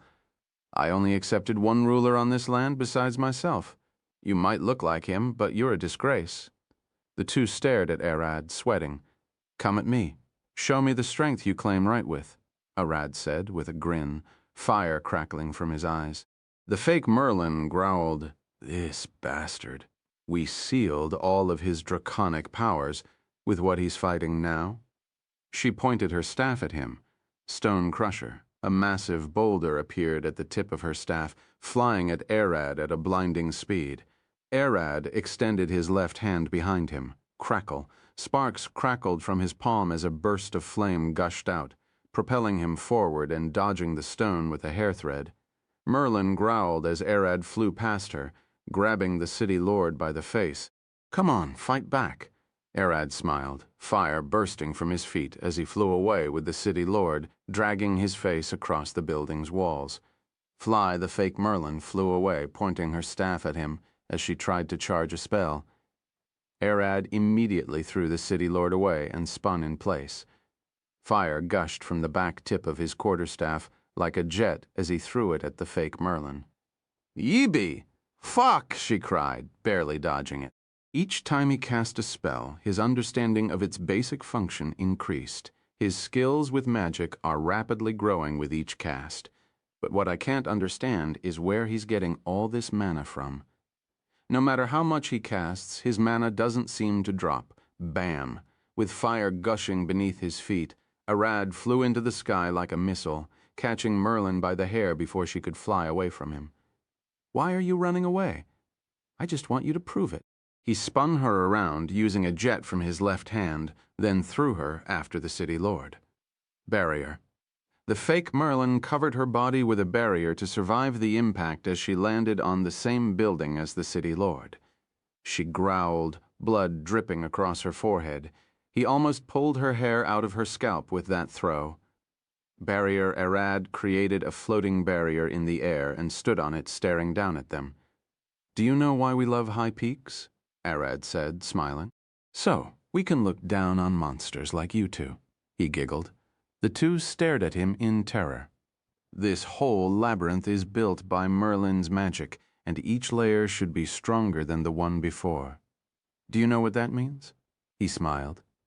It means there is no way this whole layer combined can reach 1/10 of Merlin's power. And when counting the energy needed to build the layer, the city, and the people here, and that pathetic excuse of a city lord, what's left for you, fake Merlin? The fake Merlin stared at him with a scared face. 100th? 1,000th? He smiled.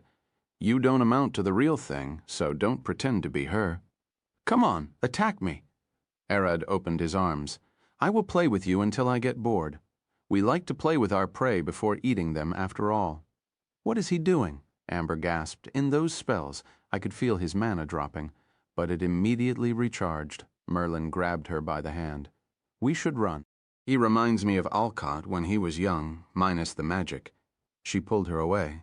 What part of him resembles that idiot, besides the muscles? Amber said as she ran away with Merlin. It's the talent. Alcott was a martial genius, even without proper training. He could embarrass sword masters in mock battles. Merlin looked back. He's recycling mana. What? Amber gasped. I never heard of a wizard being able to use it without being an 8 tier at least. It even took you 2 years to master it, right? Merlin smiled. He showed it to me before. That witch Doma taught it to him, but he was relying on his void to use it before. It seems he is finally managing to pull it off on his own. She looked back. This labyrinth made a mistake. It's forcing Arad to learn the normal way and is bringing his fast-learning talent out. Speak, Amber shouted. He already knew it before, Merlin replied. He has the mana capacity. He has the talent. He has a strong body to support it, and has the will to learn, and the arrogant to keep learning even after tens of failures. Remember the traveling swordsman? Merlin asked. The one who spat on Alcott when he was 11 years old, calling him a wannabe swordsman? Amber looked back at her.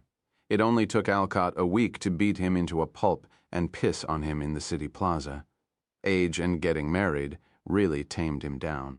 He was an absolute monster back in his prime. Merlin looked at her. What I'm trying to say is Arad might be like him. We're seeing a vicious monster coming to life. But this time he's a mage instead of a swordsman, Amber cried. Seems like he's both, Merlin replied. Arad lifted his staff. Create the firebolt formula, but don't cast it. Instead, weave the recycling at its end. Drop the firepower a bit, but make it spin. Now added a line to make it stable in that way, but will launch forward with a mana tick. Arad glared down at the fake city lord and Merlin. Make more and more, over 10 balls of fire appeared above his head. He smiled. Now to fire them all simultaneously, I only need a mana tick. Be-bay-bam. All the spells burst at one. Wrecking the building, the 2 fake ones were inside. This chapter is updated by Chapter 562. Why are they called magic dragons? Swash. The fake Merlin grabbed the city lord and flew away as fast as she could, barely dodging the rain of firebolts fired at them by Arad. P. Arad flew with an ear-piercing whistle, propelled by the flame beneath his feet. With the fake Merlin carrying the city lord, he easily flew past them. I can't keep up. The fake Merlin gasped as she Arad turned and swung a kick at the city lord's face, sending him flying in the other direction. She growled, her wrists stinging from sudden jerk. Magic. She was about to cast a spell, but Arad immediately punched her in the face and grabbed her by the hand. Fire kick. Barrier. She managed to protect her torso with a simple barrier at the last second, but that didn't protect her left wrist from snapping from the recoil. Bam. The city lord rushed at Arad with his sword lifted up. Arad smiled, swinging his quarterstaff and throwing it at Merlin, propelled with a jet at its back tip. Clang! The staff hit Merlin's barrier, pushing her across the streets away from Arad and the city lord. Swash, the city lord swung his sword at Arad's neck, but it was dodged. Arad bent down and spun on the ground, sending a swiping kick at the lord's ankles. The city lord shifted his weight to his back leg to not fall, and then swung his sword down at Arad. With a passive face, Arad stood and tackled the city lord, holding him in a bear hug and preventing him from swinging. I know I can't punch armor with human knuckles, so how about I give you a hot hug? Fire cloak, Arad's body burst into flame, engulfing the whole street. The city lord screamed his lungs out, his voice shaking the whole city. Pew, pew, pew, pew, pew. 5 magic missiles flew from the buildings, aiming at Arad's head. Arad let go of the city lord, kicking him away as he dodged by, flying into the air. The magic missiles shifted direction, chasing him down. I can't shake them off. They are probably homing attacks. Arad smiled, flying directly toward the fake Merlin. I can lead those to Merlin, Arad shouted. But I'm the ruler of this land. I won't do something so underhanded to prove my ownership. Barrier Arad covered his body with a barrier and then tanked 3 magic missiles before shattering. But in the meantime, he already got the second barrier ready to go and blocked the remaining 2. You fell for it. The fake Merlin pointed her staff at him. I call a blinding flash, the divine judgment of the storms, she screamed. Lightning beam girdled. A pure white stream of lightning flashed forward from the tip of her staff, rushing toward Arad. Gravity magic Merlin's feet lifted from the ground a little bit, causing her to fall back and her staff to swing back, messing her aim and projecting the beam toward the sky. Bam! Arad landed in front of her, grabbing her by the face. Voom! Flame gushed beneath his feet as he flew forward with her, smashing through the wooden walls of the city building and killing half of the residents there. Gah! Merlin screamed, pointing her staff at his face. At the same time, all the people inside the house that they stopped in rushed at Arad with knives. Ice spear crack, Arad dodged the spear, letting it pierce the ground instead. Immediately, he punched Merlin in the gut, sending her flying across the walls before bursting into another fire cloak and killing everyone in the house. The fake Merlin puked blood, glaring forward as Arad walked out of the fire with the people screaming behind him. Don't worry, I won't slap you. He smiled. Dalla said that was for the weak to challenge the strong. It's not for the strong to teach the weak a lesson. You monstrous bastard, she growled. This labyrinth is on my land, so you walk by my rules. He walked toward her, fists clenched. Bam! The city lord burst through the wall, swinging his sword with a half-burnt body. Arad smiled, jumped back and flew through the walls with jets of fire gushing out of his hands. Come back here! The city lord shouted, rushing through the smoke, dust, and debris to catch him. The moment he got out, he saw Arad standing there, with his staff in hand. Don't tell me. He dragged Merlin all the way here to retrieve his quarterstaff. The city lord gasped as Arad stared at him with a grin. Bam! Arad lunged forward, swinging the quarterstaff at the lord's head. You won't! The lord lifted his sword to block, but a jet of flames burst beneath Arad's feet, causing him to jump over the lord and smack him in the back. Gah! The lord gasped, feeling a sharp pain rushing through his spine. Arad smiled, opening his palm and pointing at the lord's back with his fingers. Bah! Bah! A constant stream of fire bolts bashed the lord's back, sending him flying toward the next building. The whole street got pained red from the crimson flames. The fake Merlin pointed her staff at him. Stop! Arad turned his face, his arm moving with the quarterstaff and pointing at her. Bam! He started blasting her, and she barely protected herself with a barrier. My mana is quickly running dry. The fake Merlin growled. I can't keep fighting for long. I don't have the original's recycling skills. She is a fake. After all, she lacks all of Merlin's powerful skills and abilities, and even lacks the massive mana pool. In all aspects, she but a fragment of her power. We made a mistake. Void dragons are called magic dragons for a reason. Even with his power sealed and his mind weakened by his human body, his soul is still that of a dragon. I finally understood it. Arad laughed, stopping his barrage of firebolts and flying into the sky with jets, finally standing on a barrier platform. I understood why Brother loves magic so much. He put his hands together. No, we sealed that. The fake Merlin cried, her knees shaking. He's bluffing, attack him. There is no way he could pull his expansion off with his human body. The city lord screamed his lungs out. Arad glared down at them with 2 red eyes. Time to cook. This chapter is updated by a spark of flame emerged from his back, the crimson light from it darkening his face to them as the wine barrels in the building burst. Expansions are the process of releasing one's magic in a violent burst to gain environmental advantage. It is most common with powerful entities with an abundance of mana to waste, such as spirits, dragons, and devils. The city lord started turning away to run, while the fake Merlin lifted her staff, trying to conjure a barrier as fast as she could. A water dragon fights best in water, so they would benefit from flooding the battlefield, and their enemies would suffer.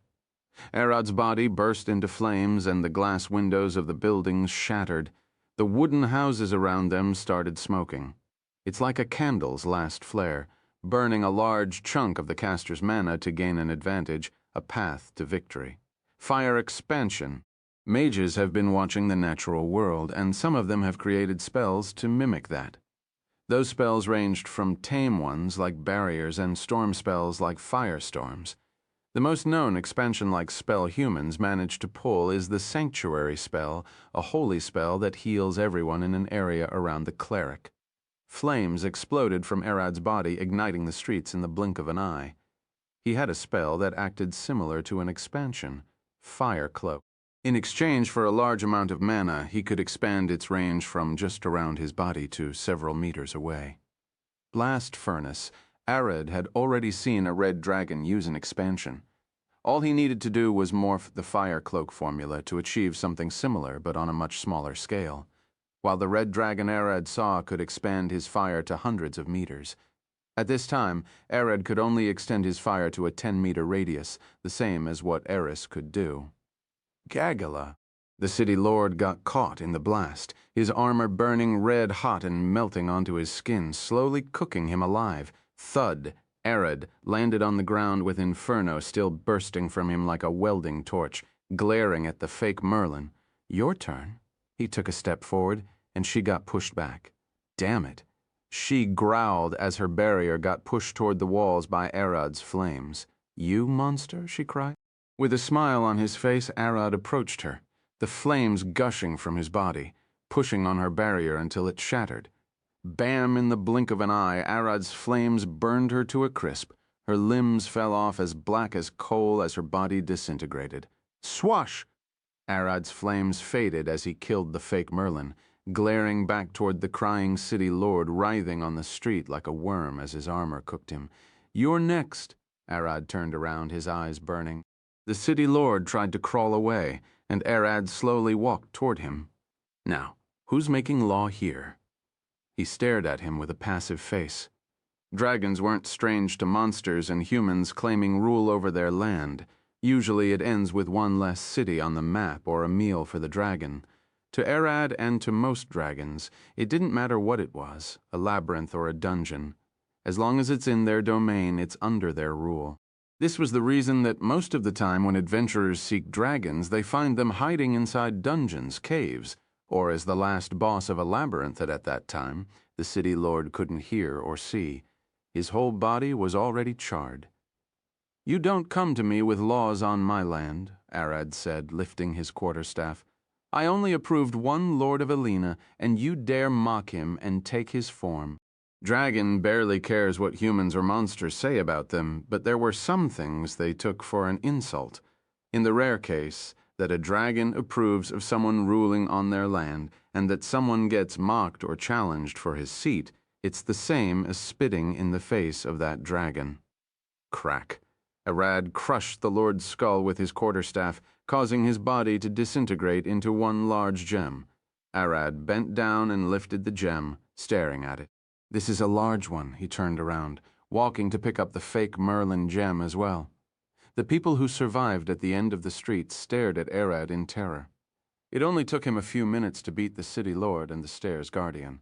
How are we supposed to stop that from going up? One mumbled. He's bound to get killed in the higher layers. A woman growled, picking a cleaver. The labyrinth lord would punish us if we ran away from him. She took a step forward. What are you doing? A man glared at her. Even if we die, she said, we can be reborn again from the core. I'm doing my best to stop him. Arad looked across the street, seeing her approaching him. He smiled. You approach me even after seeing this? Arad looked at her, opening his arms as he started walking. I can't cut you apart without getting closer. She waved her cleaver. We can't run away from you. Don't worry, Arad smiled. I like women who can put up a fight. She stood facing him, sweating. What are you doing? Arad looked at her eyes. Attack! I'm waiting. Ha! She screamed, swinging her cleaver at his neck. Swash! Crack! Arad dodged the attack and punched the back of her head, knocking her to the ground. Arad squatted beside her head. If that fake lord was as straightforward as you, This would have been a slightly better place. He stood, "Stay there." He then walked across the street as the people avoided him. "Merlin! Amber!" Arad shouted. "Where are you?" "I beat the fake city lord and the stairs guardian," he called. "That guardian looked like you, Merlin." But she was weaker and slower. Clang, one of the house's doors shattered open, and a soldier rushed out, swinging a great sword at Arad's neck. For the lord, crack, the sound of bones cracking echoed across the streets. This content is taken from Herb, chapter 564, The Baron's Majestic Mount, crack. The soldier's body got rammed and sent rolling across the street. Arad turned back with a smile. "Merlin did say animals can enter." "Haw! Crack! Crack!" Mick stomped the soldier with his hooves until he disintegrated into ash. The soldiers hiding inside the houses stared at the 800 kilograms, around 1750 pounds, and over 2 meters over 7 feet tall at the shoulders, and almost 3.1 meters at the antlers, over 10 feet, moose in fear. Where did such a creature come from? "It's a mere moose," a soldier screamed. "The Lord might have fallen, but we won't." He rushed forward. "Charge!" "What in the hell is that, just a moose?" another soldier cried. "It's a moose!" Arad jumped on Mick's back, patting his neck. "I can't talk with you now since I don't have my powers, but can we fight?" "Aha!" Mick replied, stomping the ground as he growled at the coming soldiers. His eyes turned back, showing their white. Mick rammed the knight at full force, but surprisingly he didn't fall. The weight of his armor held him. "I said I can wrestle bulls." Crack! Arad swung the quarterstaff and smacked the knight's helmet, racking his head inside. "I'm here, don't forget about me." Arad looked at him with a grin. Pew! Pew! Pew! Soldiers aimed their crossbows, firing at Arad and Mick. Arad waved his quarterstaff, drawing a circle in the air. Barrier. The bolts bounced off, hitting the walls as Arad rushed toward the soldiers. "Get off the way or you'll get trampled," he shouted with a smile. Crack! Crack! Mick rammed his way through them, rushing across the streets. "Ah, hoba, hobo!" he roared. "Amber, Merlin!" Arad shouted. "The 5th road east of the plaza. Come, we will run to the stairs." Mick turned to head toward that street, following Arad's hand. The 5th road east of the plaza. "Come, we will run to the stairs." Arad's voice boomed across the city, and the two stopped. "It's Arad," Amber said, staring out of the window. "We should move. Are you okay?" Merlin stared at her. "Yeah," Amber replied with a smile. "I'm not dizzy anymore." Amber stood, taking a deep breath as she looked outside. She had exhausted all of her mana, burning the city. She could still see the burned houses at the end of the street. The two approached the door, opened it, and rushed into the street. "Why don't you use your bloodline?" Merlin asked. "I told you before. The fire is hot enough to burn me," Amber replied. "I thought with all those years you would have gotten used to it." Merlin looked at her. Sadly. "No," Amber sighed. "The moment I try using it, my skin starts burning. The bloodline of a fire elemental. Your magic circuit might be one layer deeper than it should be beneath your skin." "I might be able to pull it out with magic," Merlin suggested. "No, thank you," Amber replied. "I don't want any wizard playing with my body, and especially not you." "Come on." Merlin looked at her. "Only 2 of my last subjects turned into frogs. I managed to return one to normal, and the other one still transforms once a month." "Those aren't good odds." Amber looked forward. "I can feel Arad's magic. He's coming around that corner." She pointed. Clack, clack. From the corner, Arad emerged, riding Mick at his top speed. Albeit being larger than a horse, a moose could still run at up to 60 kilometers per hour, 37 Micks, with the monster-infested forests around Alina. The native moose had to evolve through the years to run and resist attacks from monsters. This lad let an explosive growth in their speed to run and durability. Unlike other moose, Mick, who grew around Alina's forest, could reach a horrifying 100 kilometers per hour, 62 mk, and had hid strong enough to withstand sharp claws, making mundane blades useless against him. Amber and Merlin instantly knew the moment they saw him. "A moose?" Amber gasped. "Arad's moose," Merlin cried. "He's riding it," she pointed. I didn't notice, Amber gasped, finally seeing Arad, who was on Mick's back. Arad stopped beside them. Get on, he can handle it. Wait, no saddle? Amber gasped. I did buy one for him, but he doesn't seem to have it on, Arad replied as fast as he could. Hurry and get up. The two scrambled to climb on Mick's back. I still have mana, but my whole body is screaming in pain. I need to rest before fighting again. Of course you are, Merlin growled at him. People usually run out of mana before they feel circuit burnout. What's that? Arad looked at her, muscle pain but for magic. I was certain you would feel it after going that crazy earlier. Merlin tapped his head. Don't use magic for a while, you need to rest. Bolts can still harm, Arad replied, pointing back. Barrier clang, clang. The remaining soldiers were aiming at them with crossbows. I'm up, Amber said, wrapping her arms around Merlin's waist, while she wrapped her hands around Arad's waist. To the tower, Arad shouted, and Mick roared, Oh! Ah!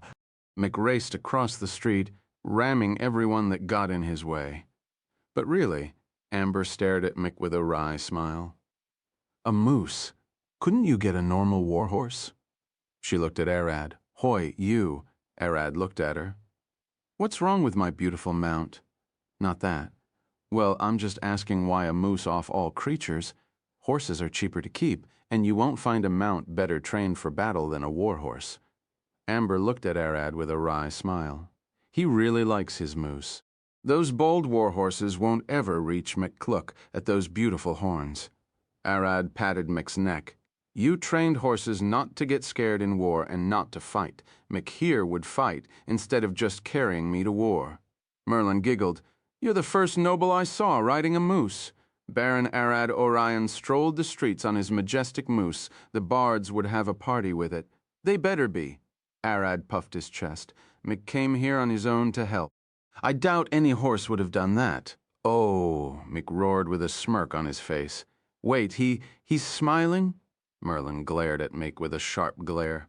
Any dragon would have eaten me, but Master Arad saved me, freed my horns from the tree, and let me go. He even offered me shelter, and thanks to that, no bear or wolves had ever bothered me again. Mick flew across the streets, reaching the tower. Till the day my antlers fall and my body rot, I will make sure I would at least save Master once as he saved me. The source of this content is Rees Late, Air, Chapter 5065. The Stairs to the Fourth Layer, Chapter 5065. The Stairs to the Fourth Layer. I can see it, Arad pointed forward toward Merlin's tower.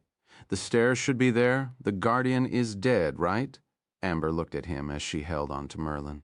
Mick wasn't slowing down, and riding his back was harder than a horse, especially since they had no saddle. It was a monster that looked like Merlin. Arad replied, Don't worry, I did burn her to a crisp and collected her crystal. Are you sure you lost your powers? Amber asked again. How did you beat the city lord and the stairs guardian at the same time? Since when can you use mana recycling? It's a long story, Arad replied, but this place didn't steal my access to magic. I did learn mana recycling before, but wasn't that proficient in it. Redick? What other powers do you have? Merlin asked. This place took all of my mana and casting abilities, but you still have them. Can't I teach you spells? We could do that, but it will take time, Arad replied. I have a time-slow spell, but my body can't handle it now. I did also try Medusa's curse, but I can't use it with my eyes turning back to human. Wait, Amber gasped. Medusa's curse? Yes, I was able to petrify things by looking at them. Arad looked down. I can still use the tremor sense I learned from Nina and Alcott's swordsmanship. Anything that doesn't rely on my innate powers is possible. If your body can handle it, Merlin touched his neck. You're sweating, and your skin is turning red. The mana recycling is still hard on your body. Try not to use it when you don't need to. We're close to the door, Arad shouted, and Mac hit the brakes, drifting to Merlin's tower. Merlin jumped to open the door while Arad and Amber looked back, seeing the soldiers rushing after them. Arad pointed his quarterstaff forward, and so did Amber. The fire sparked between the staves. From the depth of the fire plane, I call a lance of destruction, Amber said. Arad grunted, and she stared at him. Chanting the spell makes it stronger and uses less mana. Do it if you have time for it. Fine, he sighed. From the crackling hells to the burning deserts of Zelaria, I call a torrent of crimson destruction. The spear of fire burned them down, Amber growled. I'm fire, I'm death, Arad grunted. A massive burned spear emerged in front of Amber's staff, spinning with a violent burst. Flame lance as the spear spun. A storm of crimson flame gushed out of Arad's quarterstaff, engulfing it. Flame thrower. The spear flew forward, followed by Arad's flames, burning the whole street as if it was a dragon's breath, evaporating all the soldiers into gems and setting half the city ablaze. Hurry, Merlin called them. It's safe inside.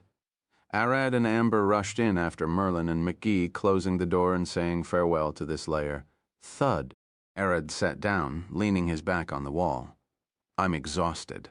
Me too. Amber sat at his side and leaned on his shoulder. No way she would lean on the ice-cold walls. The fact you two are more physically exhausted than mentally is impressive. Merlin looked at them. I've seen seasoned adventurers hesitate and end up stabbed 1,000 times by a mob of those people monsters. As long as I know they are dangerous monsters, I will fight.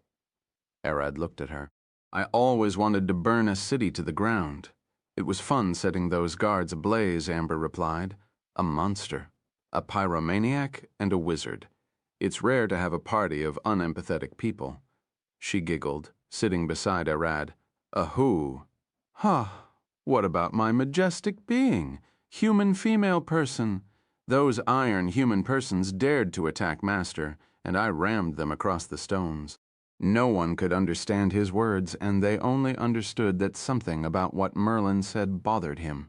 Asmik roared at her. She looked at him with a giggle. Sorry? And a moose. You did ram those soldiers well? Amber looked at Arad. By the way, did you get anything from those two? I guess the main thing to take from this layer is the city itself. Merlin looked at them.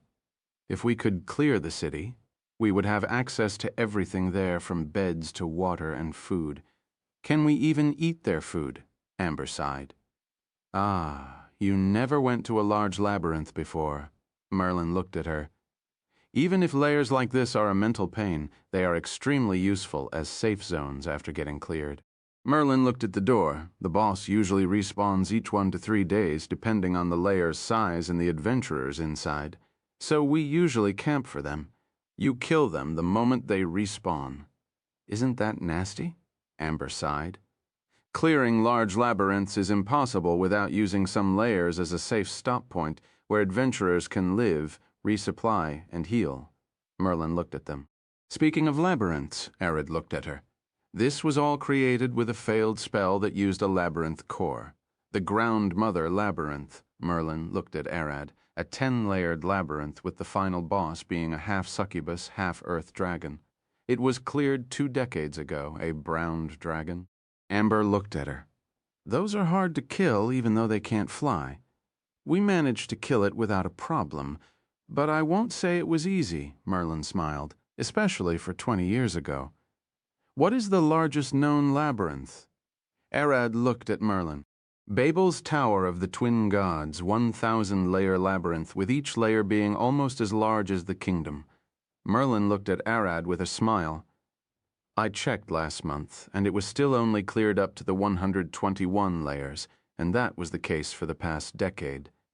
That's too big, Arad sighed. If people only reach the 121 layers, it must be quite tough there. Babel. Amber sighed. I heard of it. She looked at Merlin. Are the rumors right? About Alcott? Merlin smiled. They are right. That man really doesn't look the part. Amber sighed. What are you two talking about? Arad looked at them. 20 years ago, the Babel's Tower was only cleared up to the 48 layer. Alcott powered through all the layers up to the 121. Merlin looked at Arad. He only stopped since he got a call to deal with some dragons and never bothered to climb the layers again. For real? Arad looked at her. Do you think dragons would listen to someone normal? Read latest chapters at 2 Read-O. Only Chapter 566, Labyrinth's Rule. Chapter 566, Labyrinth's Rule. Arad cracked his neck. I need to rest a bit. We can talk about Alcott later. He stood and walked toward McKee, who lay on the corner resting at his side. Merlin looked at Amber and pointed at Arad, and Mick, you better rest as well. We'll climb the stairs later. I won't say no. She approached Arad and sat beside him, leaning on Mick. But I don't know if sleeping beside a moose is fine. She looked at Mick's hide. He doesn't have bugs, does he? Crack! Mick swung his head, smacking her head with his antlers. Aho! Growling at her. You can understand us? Amber stared back at him, rubbing her head. Sorry, but it's winter, and ticks are a real problem for you. Amber stared at Mick, and he grunted. What is this female person saying? I'm as clean as the oak trees. Lady Ayla made sure none of us were sick, me, the bear, or the wolves. He glared at Merlin. And the apes were quite helpful with the tiny bugs. Arad. Amber stared at him. We should probably check his hide. I'm pretty sure he doesn't have any, Arad replied, and having a tick or two for a while won't kill you. It will. Amber stared at him. There are clerics and healers, Arad rolled, trying to sleep. Lean on me if you don't want to lean on Mick, but he's warm, you know. Amber sighed, leaning on Arad's chest. Not like this would prevent ticks from leaping onto my head? She sighed. Merlin stared at Mick's face with a curious gaze.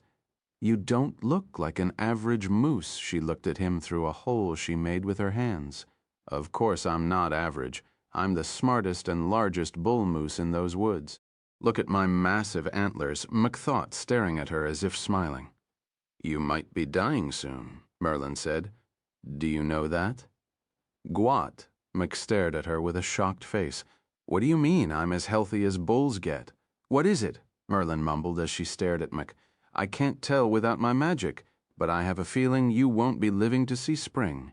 If you don't have a reason, don't spit nonsense, Mick grunted, shaking his head at her. I can a faint trace of back at the back of your head. Merlin stood and walked around him. It's either a brainworm or you're slowly turning into a monster. Maybe due to living in Arad's domain for long enough. She scratched her head. Cases of animals turning into monsters near dragons and spirits' dens to match their power aren't uncommon. I hope it's the second. Either way, you're dead. She looked at him with a worried face.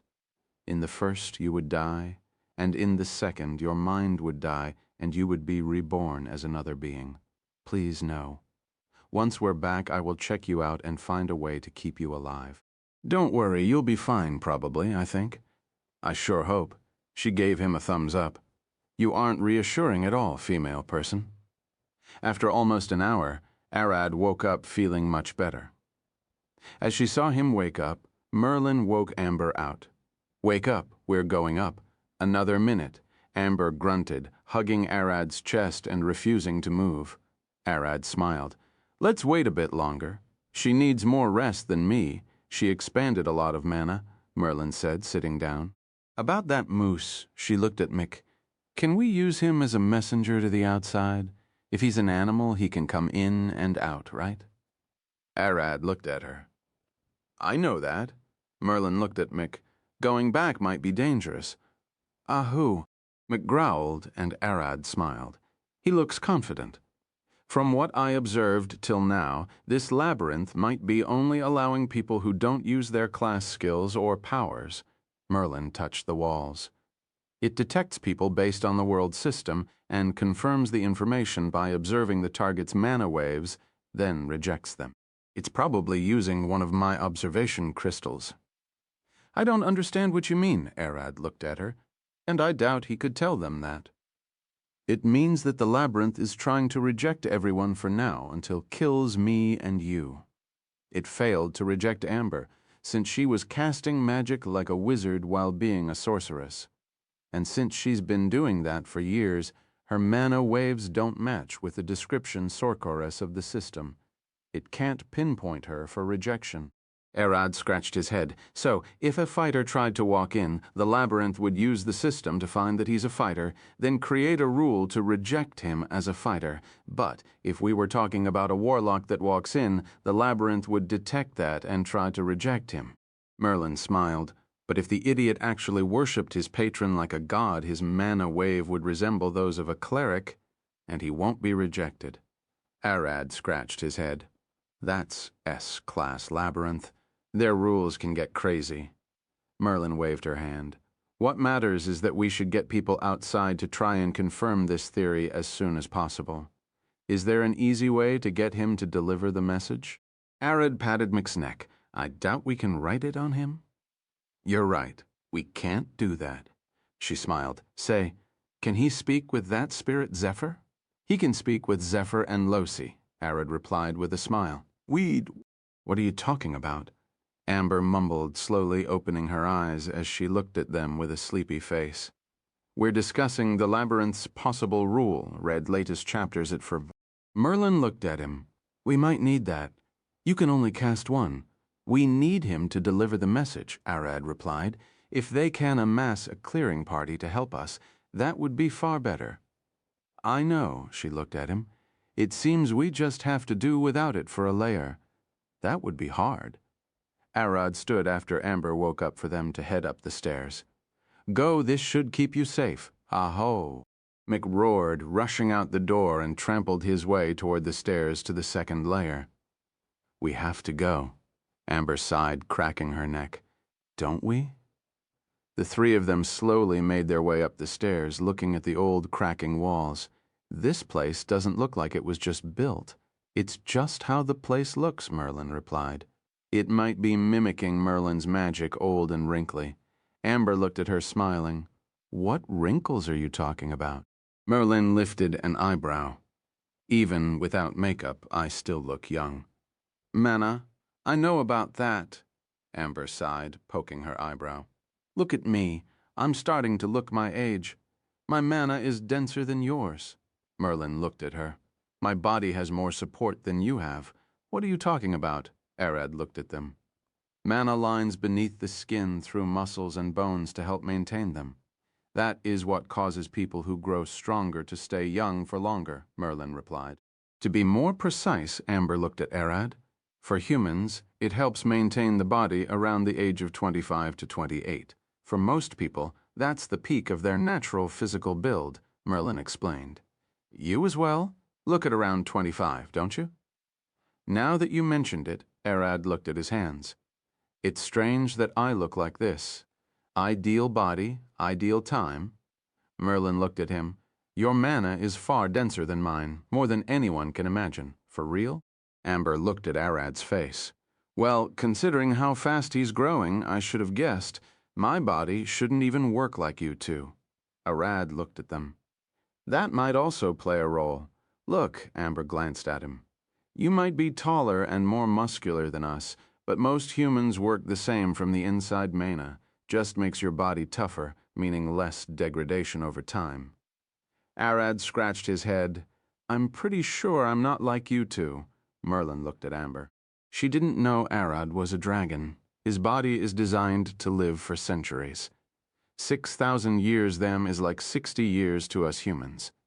She looked forward, even with my magic density.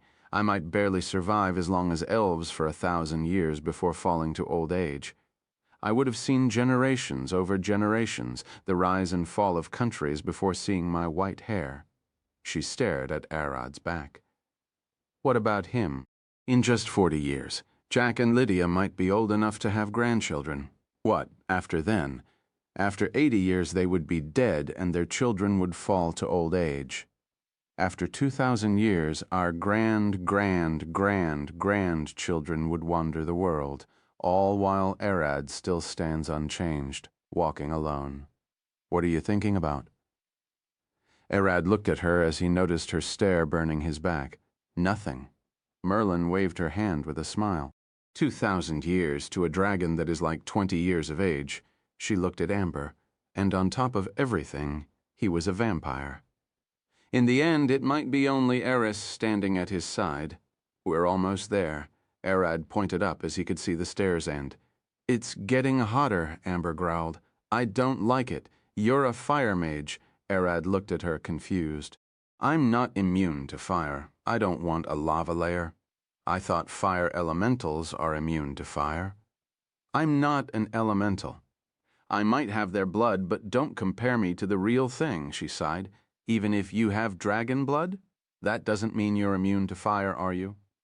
It's true that I'm not immune to fire, Arad replied, but I'm immune to void and time magic that affects me. This isn't hot enough for lava, Merlin said, staring at them. Let's get up there and see what we're dealing with first. With each step, the air got hotter and drier. Merlin and Amber instinctively started fanning their faces with their hands. Arad, on the other hand, could feel sweat dripping across his back. It was winter outside, wasn't it?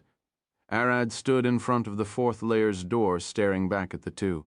We'll take a glance first. He reached for the doorknob, but he immediately pulled his hand upon touching it. Hot, he gasped, looking at his palm. It wasn't burned, but that was extremely hot. It doesn't look good, Merlin growled as Arad slowly opened the door. Oh, Amber sighed. Damned hells, why? She growled. Waves over waves of golden sand spread as far as the eye could see with unimaginable heads and blinding sunlight burning across them. Sand? Arad mumbled he had never seen such a thing before in his life. An endless desert, Merlin looked around. Arad, shoot a fireball at that mound there, she pointed. For what? He asked. Just do it, Merlin looked at him. It's so we know if we can step on the sand or not. Arad pointed at his staff, taking a short breath of the scorching air. Firebolt, pew, boom. The firebolt exploded on the sand, arousing a massive small dust cloud. Nothing happened. Arad looked back at Merlin, her face twisted. Hey, we're fucked! Crack! Boom! The sand exploded, and a massive worm bigger than Arad's draconic form emerged, growling with a painful roar. It's the brown worms of the desert. Follow current novels on Redilled. Chapter 5068. Afraid? Chapter 5068. Afraid. Brown worms, Arad closed the door. Those were big. Too big, Amber grunted. Should we get back? No, we have to clear the layer. Merlin looked at them. But you saw that. Arad pointed to the door. That's huge. None of my spells would even dent its skin. Neither mine, Amber sighed. You two are right, Merlin looked down. Without my magic, taking those things down is almost impossible. Wait, did you just say those? Arad stared at her. I only saw one. Merlin stared at him. You should have read the monster manual at the guild. Brown worms live in groups like maggots. I bet there are tens of them out there. We can't win a fight, Amber stared at them. Do you have a solution? We run? Merlin squatted down and started drawing on the dusty ground. Brown worms are blind and deaf, but they can sense things with their tremor sense. Their range differs depending on the worm's size and age, but it's usually 50 to 100 meters in all directions on the ground. She drew a wavy line depicting the sand and multiple thick ones beneath it to depict the worms. Due to their low intelligence and weak senses, they can be easily baited by mages and wizards. Merlin drew a cube on the right side, signifying the stairs they were in, and beside it, she made a splash of the sand lying everywhere. Amber's flames could create a big enough shockwave to draw the worms toward it. Merlin erased the worms and drew them beneath the explosion, and in the middle of the air she drew a bad dragon with 2 stick figures on it, one with large breasts and one with a wizard's hat. Why, the details? Amber stared at her. Who's who? Arad's the dragon, Merlin replied with a smile. That isn't what I meant. Amber growled. Merlin ignored Amber and drew a stream of fire coming from the dragon's butt, and a second large cube to the left with a door. I do not fart flames, Arad stared at her. But you can fly with us, can't you? She stared at him. I don't know how you'll do it, but can you? If I used fire from all of my limbs, that might be possible, Arad replied. The two of us combined would barely weigh as much as you do. Merlin looked at him with a smile. If 2 fire jets from your feet can carry you, I'm sure 4 can carry double the weight. Arad scratched his chin, staring at them. Merlin followed Arad's eyes, finding them staring at her chest and hips. "What are you thinking about?" she cried. "As a human, I weigh 200 kilograms, he replied. You look thicker than Amber, so you're around 120 kilograms, and she's 80 kilograms. He stared at Amber. "It's a problem if you two weigh as much as I do. Even Aella, Eris, and Isdis combined won't weigh as I do." "Since when did this become a conversation about our weight?" Amber cried, and she said, "We'll barely weigh as you do." "You're the heavy one here." "Weight is subjective," Arad replied. "What's your point?" Amber stared at him. "Weight slows you down. Acceleration, deceleration, and general speed are important in combat and in dodging small and large monsters' attacks." Arad flexed his leg, almost ripping his pants apart. "The more weight your muscles have to move, the less likely you're going to survive an encounter." "You sound like Alcott." Merlin looked at him. "If the weight on you is muscles and bones, then it's okay, since they would help support and move your frame. But if it's something else, it's just slowing you down." Merlin sighed. "You don't value strength." She approached him. "You value survivability. You can't help but point things out. You don't want to see people around you fail to dodge an attack and get killed." Arad remembered the first time he went on a quest with Aella and she got eaten by a giant toad, and how their fight with the bandits ended. The sheer speed and raw strength of Alcott was what saved them. "Humans are fragile," Merlin smiled. "Every bit of advantage is worth going for." Arad could remember how Isdis got sniped out of nowhere. She wasn't perceptive enough to notice Aella wasn't fast enough to react and save her. And even he wasn't good enough to prevent the attack. Magic is powerful, but it isn't omnipotent. Merlin sighed. "Even the best wards can't save your life all the time," Arad remembered when Vlad attacked. No one was able to stand. Even Merlin's magic couldn't protect her, yet beside him one was able to move.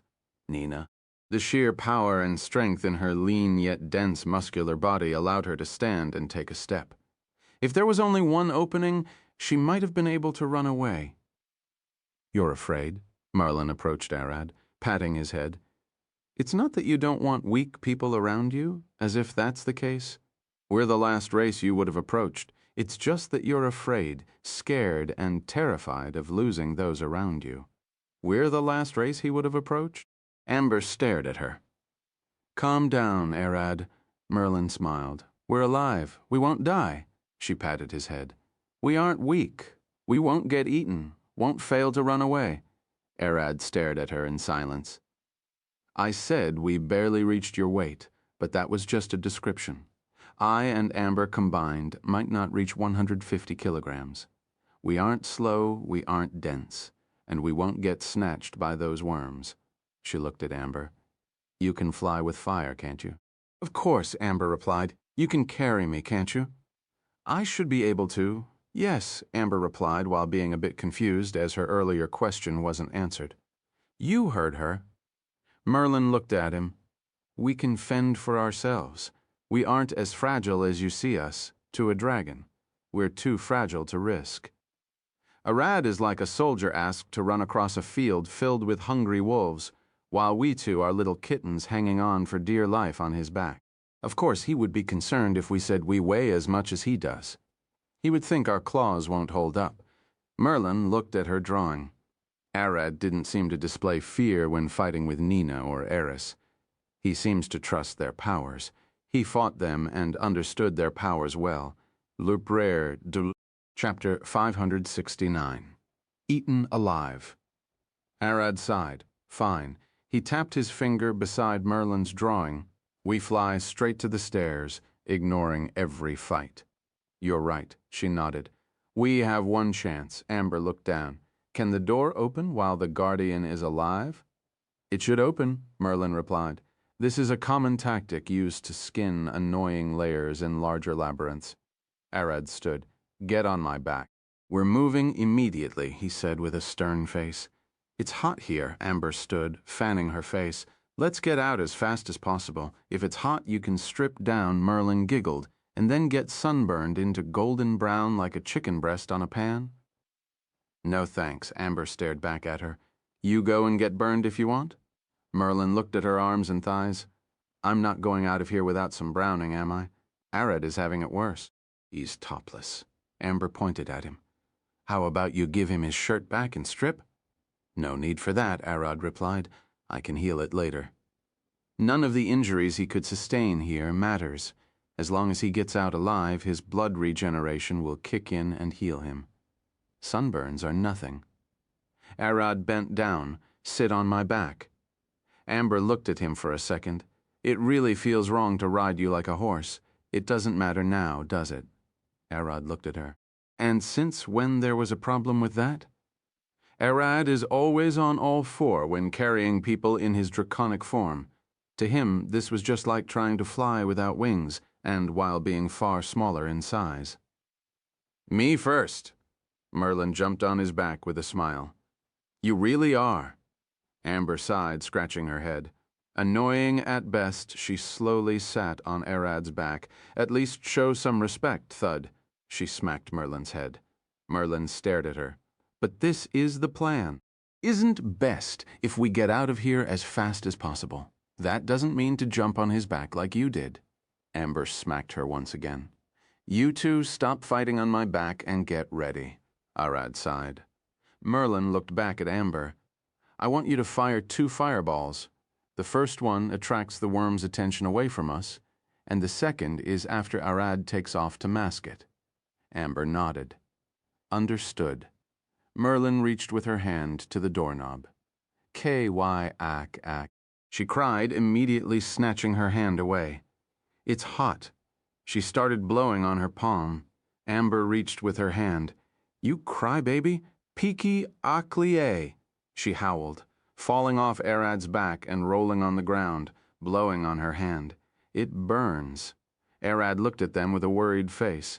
You two at least have some tolerance. You can't blame me, can you? Merlin cried.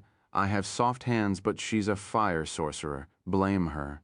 You witch-like wizard, Amber growled. It doesn't matter, Arad sighed. Just let me open it. He extended his hand and opened the door. It slightly burned his hand, but it wasn't something that could stop him from fighting. Amber slowly stood and sat on his back, holding her staff with one hand and supporting the weight with the second one. Don't drop it, Merlin looked at her. It won't, Amber replied. One hand is enough. Arad turned his head toward them, glaring at Amber. Drop it, and I will slap you, cracking his wrist. We need you to fire magic, so don't fail. Amber giggled. Of course, I won't drop it. Nothing will stop me from casting the spells. She stared at him with sweat dripping across her face. She couldn't know if it was from fear or the heat. You're joking about the slap, right? Of course I'm joking, Arad replied, and Amber sighed in relief. A slap to the butt is called spanking, after all, he added. Don't fail. Of course, Amber replied, almost shaking in place. Arad slowly crawled outside, his eyes panning across the sand, wary not to step out of the sizzling, hot cobblestone. Amber pointed her staff at the distance. Fireball, fireball. She fired 2 consecutive shots with a 5-second delay between them. Arad waited for the first fireball to explode in a crimson burst. Tens of massive brown worms emerged at the explosion's base, wiggling like writhing earthworms. Merlin was right. There is no way they can fight and win against such massive monsters in their current state. Vom. Arad ignited flame beneath his feet and hands, taking to the sky in the blink of an eye. The worms sensed his taking off and turned around, but soon the second fireball exploded, drawing their attention again. Pew! Arad flew across the air with the 2 on his back, going as fast as he could to reach the stairs to the second layer. As long as they get out fast enough, they won't face the boss. I can see the stairs, Merlin pointed. Land there and we'll get out of here before the worms come back. I know, Arad replied, shifting his direction toward the stairs they just saw. But at that moment, the stairs disappeared, and instead, a titanic maw appeared in their place. Arad gasped. A trap? Illusion, his eyes panned around, seeing the actual stairs being just a short distance away. The boss opened its titanic maw, lunging toward Arad like a croc lunging at its prey.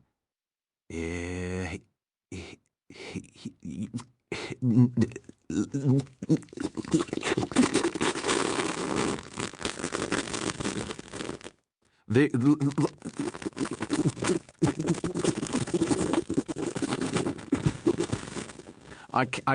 I can't dodge at this speed, Arad grunted, turning around and snatching Amber and Merlin off his back. Go, he shouted, throwing them toward the stairs. Arad, Merlin cried. Clap. The boss clamped his jaw on Arad, swallowing him in the blink of an eye. At the last moment, Amber grabbed Merlin and dropped her at the stairs before landing at her side. Arad, Arad, can you hear me? Merlin shouted. Go for the heart if you can find it. Try to escape. It's no use, Amber growled. He can't hear you from here. She took a step forward, her gray eyes shifting orange. The nails on her left hand fell off, replaced by a burning blaze. This chapter is updated by https://Burnhill. Hoy, Burnhill. A red-haired woman called, sitting on her throne as she looked down on a bowing cleric. The blonde cleric blinked. Sorry, Your Highness, she finally replied. I zoned out a bit, mind that not. The red-haired woman replied. Do you feel that? Is the spark trailing down your blood? The blessing I bestowed on your lineage? We can't be thankful enough to be blessed by the great deity of the elemental plane of fire. I'm not talking about the present. The red-haired woman held her chin glaring into the void as her eyes sparked red. A faithless of your descendant dares to call upon my name. What do you think of that? I have nothing to say, she replied. That might be why I zoned out earlier. Do whatever you see fit. The red-haired woman giggled, standing up from her throne.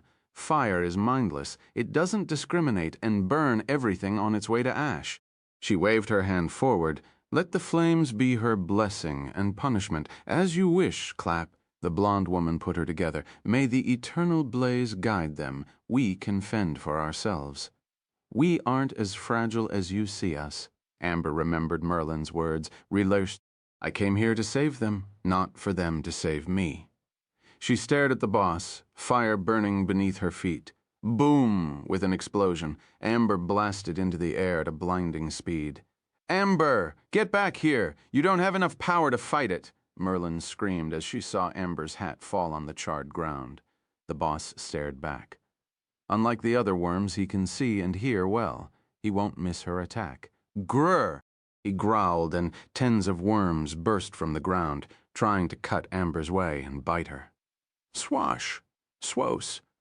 Amber flew between the worms as her speed kept increasing. The flames gushing from her feet shifted from red to blue, then to orange, and then to a bloody crimson-red babam. Shockwaves burst around her body as she broke the sound barrier several times in a row. At that speed, she could barely keep her eyes open and had to rely on her mana sense to target the boss. Arad's magic, I can sense it. Faint. But it's inside that monster. Amber thoughts.